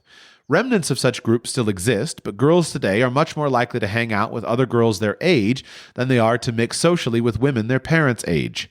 I'm going to insert Joshua's snide comment. Because their mothers are all at work and don't have time to facilitate the cultural groups that they should be facilitating, because their mothers are all busy at their jobs. Forgive the snide comment. Girls teaching same-age girls what it means to be a woman is a new phenomenon in human history. It's equivalent to the blind leading the blind. Teenage girls don't have the wisdom, experience, and perspective that a 35-year-old woman or a 65-year-old woman can provide. Many cultures have rituals to mark a girl's passage into womanhood. The quinceañera in many Spanish-speaking cultures, the relatively recent emergence of the bat mitzvah in many Jewish communities today, and Canal Da'ah among the Navajo are three examples. But as the demise of the early 20th century debutante ball illustrates, these coming-of-age rituals for girls can be empty or even counterproductive if the focus shifts from identity to surface, from a focus on who you are to a focus on how you look. And even with the best of intentions, a one-day ritual like a bat mitzvah or quinceañera isn't enough. One day or 1 week isn't enough. Girls need a community that lasts. Some girls' schools understand this. A girls' school can easily provide an authentic community of girls and women, as long as the leadership of the school understands the reality that the school's mission must go beyond academics. Men may be fine for teaching girls English or Spanish or mathematics or social studies. Indeed, some of the most effective and most popular teachers I have met at girls' schools have been men. But only a woman can teach girls what it means to be a woman. How each girl must figure out for herself how she will express and balance her inner feminine and her inner masculine. I have visited a number of girls' schools, such as Lauriston in Australia, Oakcrest School in Virginia, and the Pace Center in Orlando, that consciously, thoughtfully, and intentionally provide that community of women for girls. But the great majority of girls attend a co-ed school. You can't expect most co-ed schools to have much interest in creating all-female communities. You may have to take the lead yourself. You need to create an alternative counterculture in which it's cool for girls to spend time in a community of women. If your daughter attends a co-ed school, then you might look to your church or synagogue or mosque to provide that community. If you don't belong to a local church or synagogue or mosque, consider joining one, not for your sake, but for your daughter's. If your church or synagogue or mosque doesn't offer an all-female religious retreat, try to organize one.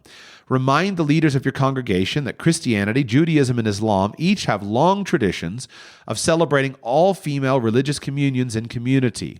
No men allowed. Most churches and synagogues and mosques in North America offer youth groups for children and teenagers. These groups are usually co-ed and stratified by age. A typical youth group activity nowadays is a pizza party or an outing to the bowling alley for all the 9th grade girls and boys together. But everything we've learned suggests that a better approach might be to offer a single-sex group, not stratified by age. In fact, it might be time to rethink the whole idea of the church youth group or synagogue youth group or Muslim youth group. These groups should not be about teens hanging out with teens. If teens want to hang out with teens, most of them don't need any help from the church or the synagogue or the mosque. The church or synagogue or mosque should offer opportunities for activities that the kids can't easily arrange by themselves. For example, an all-female hiking trip along a stretch of the Appalachian Trail, or an all-female canoe trip with girls from age 11 on up to grandmothers. You don't have to tie into an established organization or religious group to do this. Organize a get-together with half a dozen girls and at least 2 adult women. You might create a sewing circle if you or a friend of yours knows how to sew. You could organize a once-a-month cooking or baking club with the club meeting at a different girl's house each month. In December, you make holiday treats. In the summer, you make slushies and smoothies, something different each season. My wife, my daughter, and I recently visited my brother's family in Shaker Heights, Ohio. When my brother's wife, Linda, heard that my daughter, Sarah, likes to knit, Linda invited Sarah to come with her to a little shop in Shaker called Around the Table Yarns. When Sarah entered the shop, she encountered a single large table with women of all different ages, including one other teenage girl seated around the table. One grandmother was knitting an elephant for her grandchild. The room was lined with cubby holes filled with skeins of yarn for sale, from inexpensive cotton thread to luxurious cashmere. But you don't have to pay anything or buy anything in order to sit at the table and knit. Anybody is welcome to come in and sit down, as long as you want to knit. The 2 owners, Pam and Beth, will be happy to help you with any problems you're having with your knitting project. No charge. Linda told me later, "I've made so many friends there. I meet someone new almost every time I go. You can talk about your kids, your family, your vacation plans. Nobody looks at their phones. We're really just enjoying each other. At Starbucks, everybody is looking at their phone or they're talking to the one person they brought with them. At this shop, people are sitting around the table and talking with everybody. That's what the place is for. Sometimes people bring in home-baked cookies to share. It's a relaxed place to create bonds across generations, where a 13-year-old girl like my daughter can easily strike up a conversation with a 74-year-old grandmother, and everybody's having a good time. If sewing, knitting, and baking seem gender stereotyped to you, then come up with something else, maybe a backcountry hiking or fishing trip. It's not about the activity. The sewing, the knitting, and the baking are only an excuse to get women and girls together to create an opportunity for connection. Your group should bridge the generations. That means ideally involving not just other parents, but also grandparents. Encourage your daughter to develop friendships with women your age and your mother's age. Sometimes we just need to rediscover old ways of connecting girls with women. Sewing circles were never primarily about sewing. They were about women and girls helping each other, which included helping girls to negotiate the transitions through adolescence and into womanhood. The challenges are different today, of course, but the value of a mature adult perspective hasn't changed. Your daughter may know more than you do about how to upload videos from a cell phone to a YouTube channel, but you know more than she does about how alcohol affects the behavior of teenage boys. She needs your perspective and the perspective of other adults your age and older. Don't let your daughter fall into the trap of thinking that her knowledge is a substitute for your wisdom. As Bly and Woodman observed, the average 12-year-old girl today knows more about the varieties of human sexual experience than the average 60-year-old knew in 1890, for example, regarding oral sex and anal intercourse. But knowledge is not the same thing as wisdom. Most girls today don't fully understand the harm that sex can do to a girl, to her spirit, if it's sex at the wrong time in her life or sex with the wrong person. That understanding is not a matter of knowledge. It's a matter of wisdom.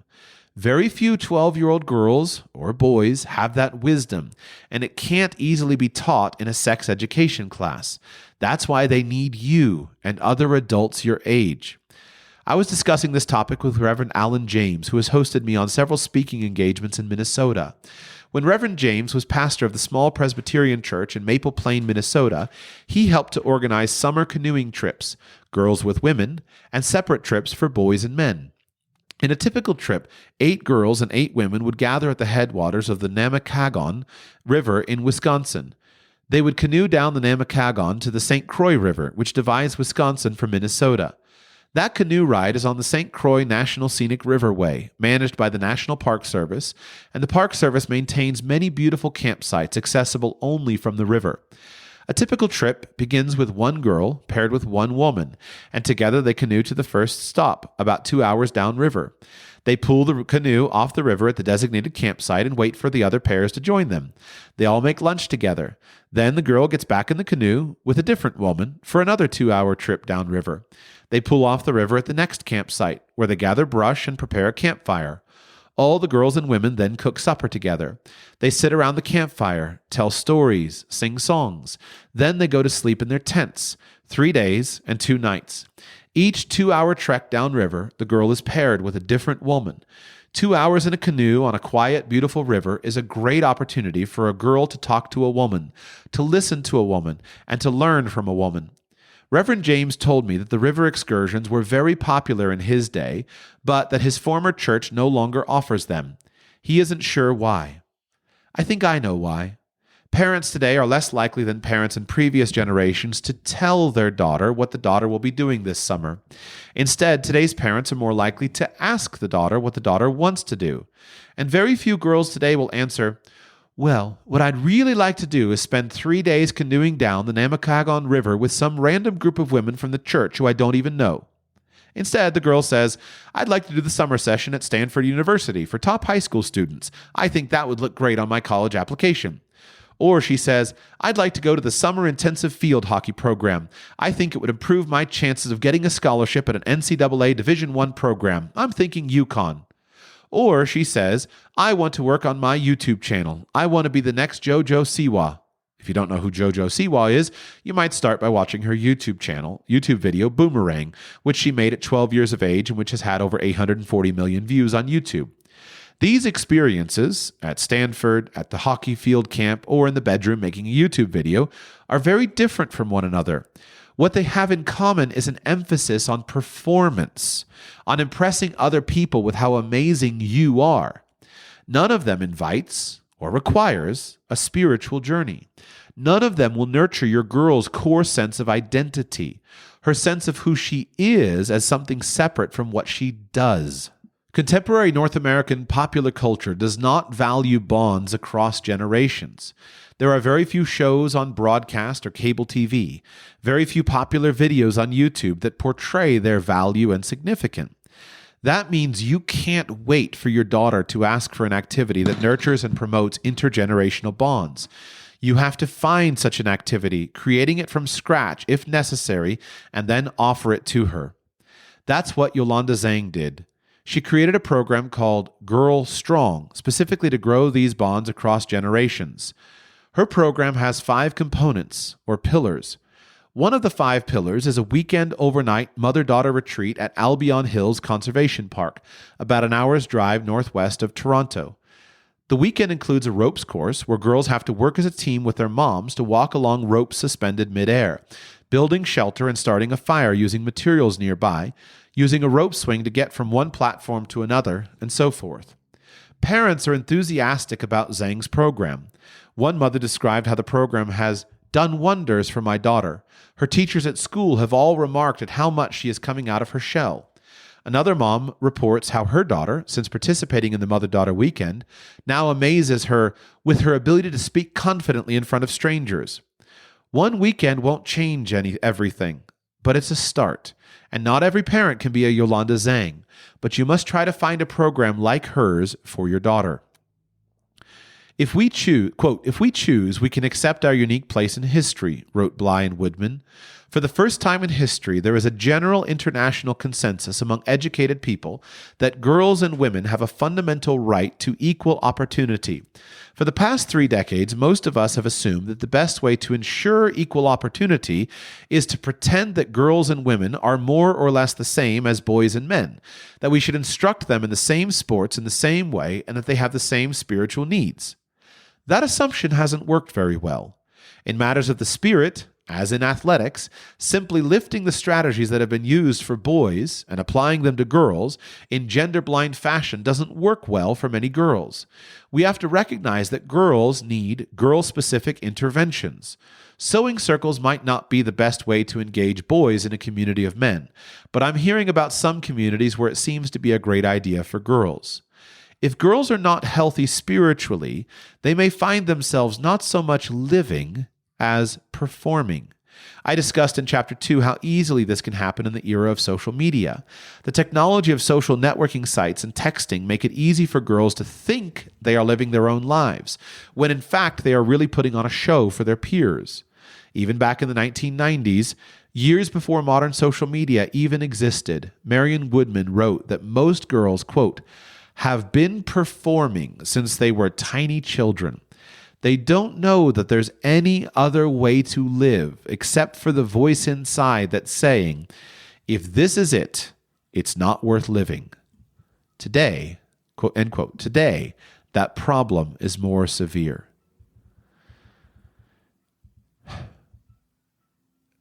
I would encourage you to read Girls on the Edge. It's a great book. But the point is, absolutely, women need women-only clubs, just like men need men-only clubs. I would love to be living next to that knitting shop, and I would be getting my wife and daughter in there as often as possible. I do now. Every single time there's any conceivable female event, my wife has she has a little club. She calls it book club, but they don't actually read any books. It started as a book club around one book, and then it just turned into a group of women who got together regularly, and they don't read books, but they still call it book club. But it's just a way of girls getting together. And this is really, really important. And it's doable to create in an ad hoc basis. If you have a healthy church or a healthy homeschool co-op or a healthy community, then naturally women, I think, women who are wise understand we need this. My sisters always did it by hosting tea parties, and they would regularly host a tea party, and you get everyone from the 85-year-old to the 5-year-old all together to drink tea. And so you try to find a female version of that. And men need it just as much. The problem is, as I said in a different episode, those places have disappeared. The closest I can come up with is a cigar lounge. I love going to cigar lounges, primarily because they're one of the very few male-dominated places I can find. I used to go to a barbershop in Florida, and the barbershop was for years. It was a traditional men's barbershop. There were no female barbers then, and it was all men. All male patrons. And occasionally a woman would come in with her child and cut the baby's hair, but the child's hair, but it was all men. That was the barbershop I grew up being taken to by my dad. And it was great. And then in comes a woman barber. Okay, fine. Women are perfectly capable of cutting men's hair. They do a great job. They probably do a better job for all I know. but it destroys the environment. And then the woman has her female clients and the male clients, and I don't go to the barbershop anymore. It's gone. And so this is what has happened, is that used to be that men had places to go and they were respected. And then women said, men can't have places. I got to get in there because they're going to have a good old boys club and I'm going to be out. And now men are falling apart because they don't have places. And everything that was written by Dr. Sachs for girls is every bit as valid for men. Men have to have those environments in order for us as mature men to train and correct and help facilitate the growth of our boys. That's what men do. Men need that. And women need it too. From time to time, I speak and counsel with single mothers who have sons. A single mom desperately needs there to exist men's groups where men in a positive environment are going to bring those boys in and bring them in. And so this can be done. And traditionally, it has been done in positive ways. And it can still be done, just not formally. So in a church, I grew up in a church and we had our church meetings, but then we had a men's prayer meeting. So once a week, every week, we get together very early in the morning and we'd pray for an hour or two. And then we have breakfast together and it was just men. And we would have men's leadership meetings and things like that. And today I look back and I realize how important those things are. They're fundamental to the flourishing of men and they're fundamental to the flourishing of women as well. So then your next question, what about the men-only clubs, strip clubs, gyms, ball fields, bars, where damage arises from these locations and interactions? For example, my husband is prone to over-drinking, yet wants to spend time with guys, and this tends towards bars and drinking activity. Is this a valuable activity? Well, first of all, I would point out that none of those are men-only clubs. A strip club, by definition, is not a men-only club. It's a strip club where there are naked women and men. And then today, as I understand, there are lots of women who go to those as well. These are obviously leeches on society. Any sane and healthy society should obviously eradicate these institutions, and they should be gotten rid of. They're not healthy, they're destructive, and they destroy men. Now, gyms or ball fields, where do you find a male-only gym? If it could be done legally, I know lots of men who would happily pay double or triple to go to a male-only gym just for the chance to work out without women constantly around, especially in today's scantily clad culture. Men and fathers want to go to the gym to work out. So it can be achieved a little bit with having a super gritty gym. If you find a really, really gritty gym that's just repulsive to women because it's ugly and it's dirty and there's concrete and there's rust, then that's one way that men try to create things that repel women. But most modern gyms, there's no chance. They're not a male-only space. So I can't even answer the question. Bars are not male-only. I don't know of a bar that is male-only. If it were, my guess is there'd probably be, I don't have any evidence for this. Let me not go beyond what I can say. But a male-only environment is probably a healthier drinking environment than a mixed-sex bar. Because men are not trying to drink to screw up their courage, to suppress their inhibitions to go and approach that woman. They don't fall into such nasty things. I am not in any way saying that men don't have toxic traits and sin that happens in men's cultures. There's all kinds of bad things that can happen in a male-only environment, but probably not so many as you might think that would happen in an exclusively male-only environment. So I'm not arguing for entirely separate lives, but men do need these places. And what's interesting is that a lot of times the damaging effects are caused by men's lack of spiritual development. So for example, let me give a simple example. I grew up in a very mature, very masculine environment. I have strong relationships and the ability to talk extensively with other men without any problem. Just for context, one time I drove from Florida to Tennessee and to attend a conference. And I invited my dad along, and he just came along just so we could spend the time in the car to talk. So we drove from West Palm Beach, Florida to Nashville, Tennessee, which I don't remember how long that drive is, but it's a long time. And we talked nonstop on the way up. We didn't listen to music. We didn't listen to podcasts. We talked for whatever it was, 14 hours straight. And then we attended the conference. We ate every meal together at the conference and talked there. And then we drove home and we talked for 16 hours straight on the way home. No problem whatsoever talking. I would have no problem with the men that I grew up in, the men in the church, most of my relationships saying to people, hey, let's go and talk. So for me, saying to someone, let's get together for fellowship is a totally normal thing that I'm happy to do with men. Let's get together for fellowship. We don't need any excuses. We don't need any crutches. I don't need any excuse or crutch to say that. There's a lot of men who are very spiritually underdeveloped. They don't have the ability to do that, so they need a crutch. And Joshua's theory on coffee, cigars, and alcohol are that these are excuses that men use to say to another man, hey, let's spend some time together. But it's easier. It takes quite a lot of maturity to say, let's go and fellowship for an hour or two. It's much easier to say, let's have a coffee or let's go and have a drink. That's what men are desperate for a lot of times when they go drinking. They go to the bar because they're trying to have some conversations. And I don't think that these things are necessarily bad things. So I don't usually employ the language of let's go fellowship for an hour. I do that with my dad, but we'll have a glass of water and sit down. But I don't say to him, let's go and have a beer together. But I do say that to men. Let's go and have a drink. Let's go and have a cigar, because these are tools that facilitate conversation and fellowship, which is what people are looking for. So what I would say is that if someone is prone to over drinking, then they shouldn't drink. That's a separate conversation. But there's probably a better chance of getting rid of the drinking by having a good opportunity for there to be some kind of club that existed, a men's only club, not a strip club with naked women, but a true men's only club. And if you see where guys do this, again, they do it with a cigar bar or a game lounge or a pool hall, something like that. The men go there not because they're looking for the alcohol, they're looking for the camaraderie and the companionship. I hope this is useful. I'm investing my time into this because I care. I hope it's useful to you. The next question I'm going to answer more quickly. What do you do with your listeners who have no ability to benefit from the teachings that are men-focused? I encourage those listeners to go somewhere else and find something else that is useful. That's what you have to do.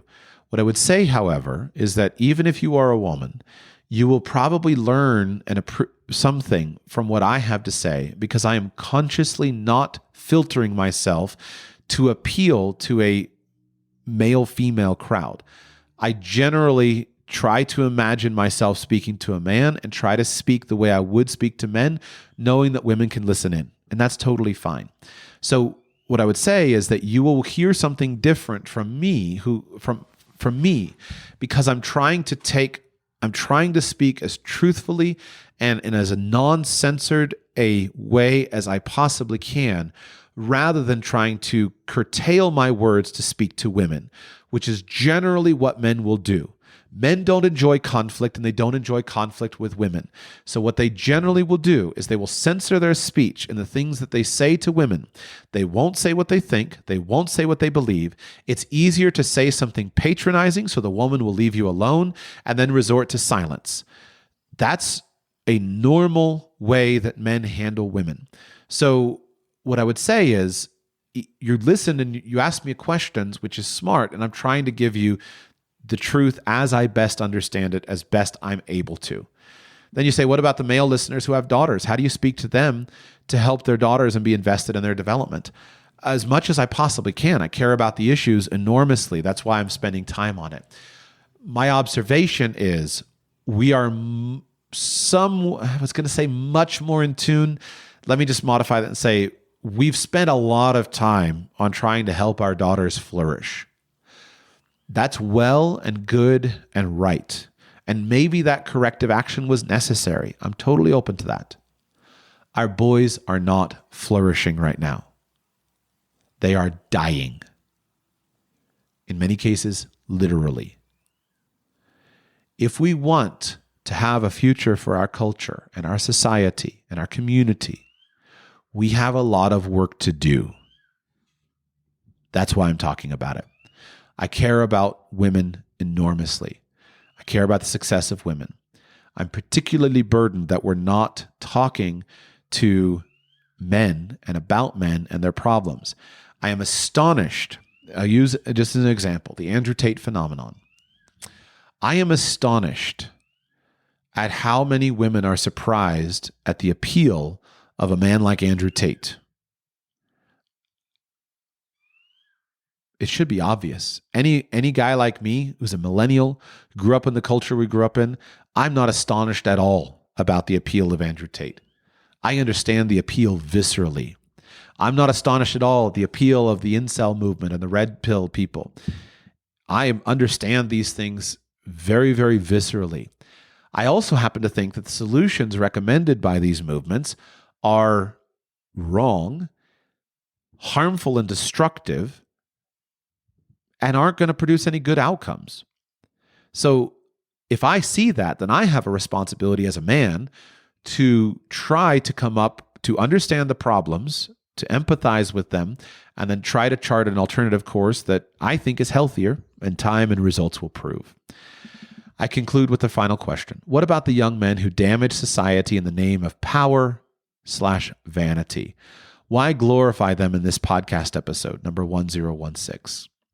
I don't know that I glorified them. I'm not sure exactly who you were responding to. So if I glorified somebody who is damaging society in the name of power and vanity, then I apologize for that, because I don't ever wish to glorify people who are damaging society in the name of power and vanity. I desire to confront those people and take them down. And I've demonstrated in various ways in my life that I'm committed to do that even at personal harm. So if I did that, I'm not sure what you're alluding to, then I do apologize for that, because I never want to do that. So you can tell me how I did that in that particular podcast episode. However, what I would say is, if you want to have the young men who are damaging society in the name of power and vanity controlled, taken out, and put in their place, you aren't going to do it. It's going to be the men who do it. I can't think of any example in which that I could draw to bear to say, here is how a woman has taken control of young men who are damaging society. That difficult and distasteful work can probably only be done by men.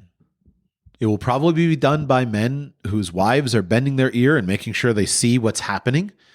And that's the best expression for women. But if you're going to take out those young men, it's probably going to be mature men who do that. To me, that's important. So if you want to have mature men who take out young men who are damaging society, then we've got to work really hard on cultivating the young men. Let me give a very graphic and very sad example of this that kind of demonstrates the destruction that we see. You asked earlier in your questions, and you said, do you want men caring for your daughter, wife? And I answered all those questions. Do you want men in positions of risk? I would also say we have a duty to protect women. And when men protect women, it's not because they're always trying to subjugate women. It's because they want to protect women. My brother sent me a link to an article yesterday of a story I hadn't heard of previously. A horrific story happened a few years ago in West Palm Beach, Florida. There was a therapist, a female therapist, who went to the house of of a patient of hers who she was providing psychiatric treatment for. This young man, a disturbed young man for whom she was providing psychiatric treatment for, kidnapped her, raped her, and tortured her over the duration of a period of about 12 to 15 hours, something like that, if I've got my facts straight. The police were called to the house. There was a catastrophic breakdown of policing procedure because the deputies knocked on the house and tried to figure out what was going on. And the man had put up black plastic tablecloths covering the windows so nothing could be seen. While the police were outside the house, the woman successfully screamed, and they heard the scream. And they dealt with the scream. But they went on and on trying to figure out whether they should go in, whether they shouldn't go in. And eventually, the therapists, the female therapist who was locked in the house, her girlfriend had gotten concerned about her and knew where she was and finally convinced the police that her car was in the driveway and they should go in. So they went in the door, they walk in the door. The guy is standing there with a knife at this woman's throat. One of the police officers shot the guy in the head. He ultimately survived, later pleaded guilty to all of the charges against him. A horrific story, but an example to say, what kind of sane society would ever approve of sending a female psychiatric mental health counselor, therapist, whatever it's called, to the house of a mentally disturbed young man? I'm glad that the victim's girlfriend followed through and finally convinced the police to finally enter the problem. I'm grateful for that.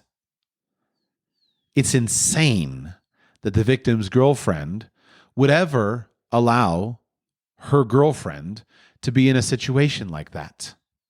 That is a decisional relationship dynamic that is incomprehensible to me. I would never permit my wife to be in a situation like that. I would never permit my daughter to be in a situation like that.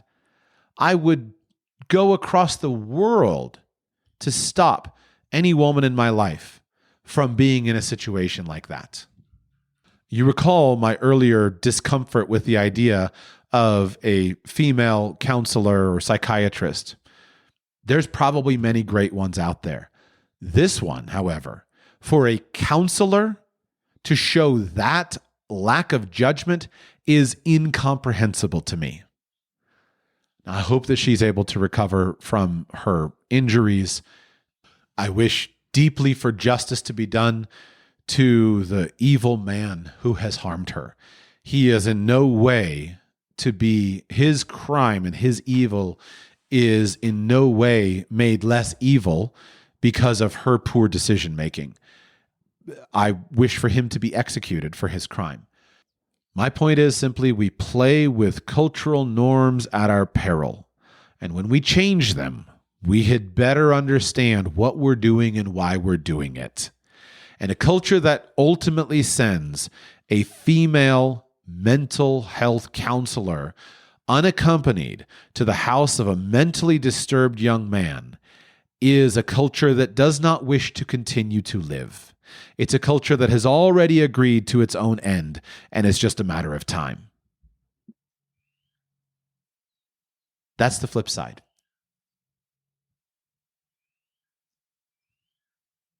That's the flip side. And right now, we're in an extreme counter-reaction scenario. Men have pretty well lost their will to protect women at the moment, speaking broadly. Not in all circumstances. Society has lost its will to protect women. There are probably no easy answers. Let me say that with more confidence. There are no easy answers in this. There are opportunities for abuse on all sides. There are opportunities for abuse towards men, towards women. We cannot let the extreme factions of our society be the ones to control the dominant narrative. Thoughtful, intelligent men and women, like you and me, we are the ones who need to be talking about these things soberly, openly, forthrightly, bristling our way through the arrows of the internet if we want our societies to succeed and to flourish. We all want our boys and our girls to flourish. They're not flourishing at the moment, and we got to figure out why. We can't just accept the fact that probably the top 20% are going to flourish no matter what. We need to focus on that middle 60% that we can save, that we can improve with a strong, rational society. I don't pretend to have all the answers. Those are my answers to your questions. Don't argue against a straw man. A man who says that women should be honored and appreciated for their contributions as mothers and their contributions in the home is not saying anything more than that. Don't fight against the straw man that somehow a guy who says that is saying that he wants women to be ignorant and not know how to read. That's another culture. That's not mine. I would like to end that culture, but I would like to not replace it with the culture that has countless TikTok videos of women crying unconsolably because of the nightmare that they're living through with their own unrequited hopes and dreams.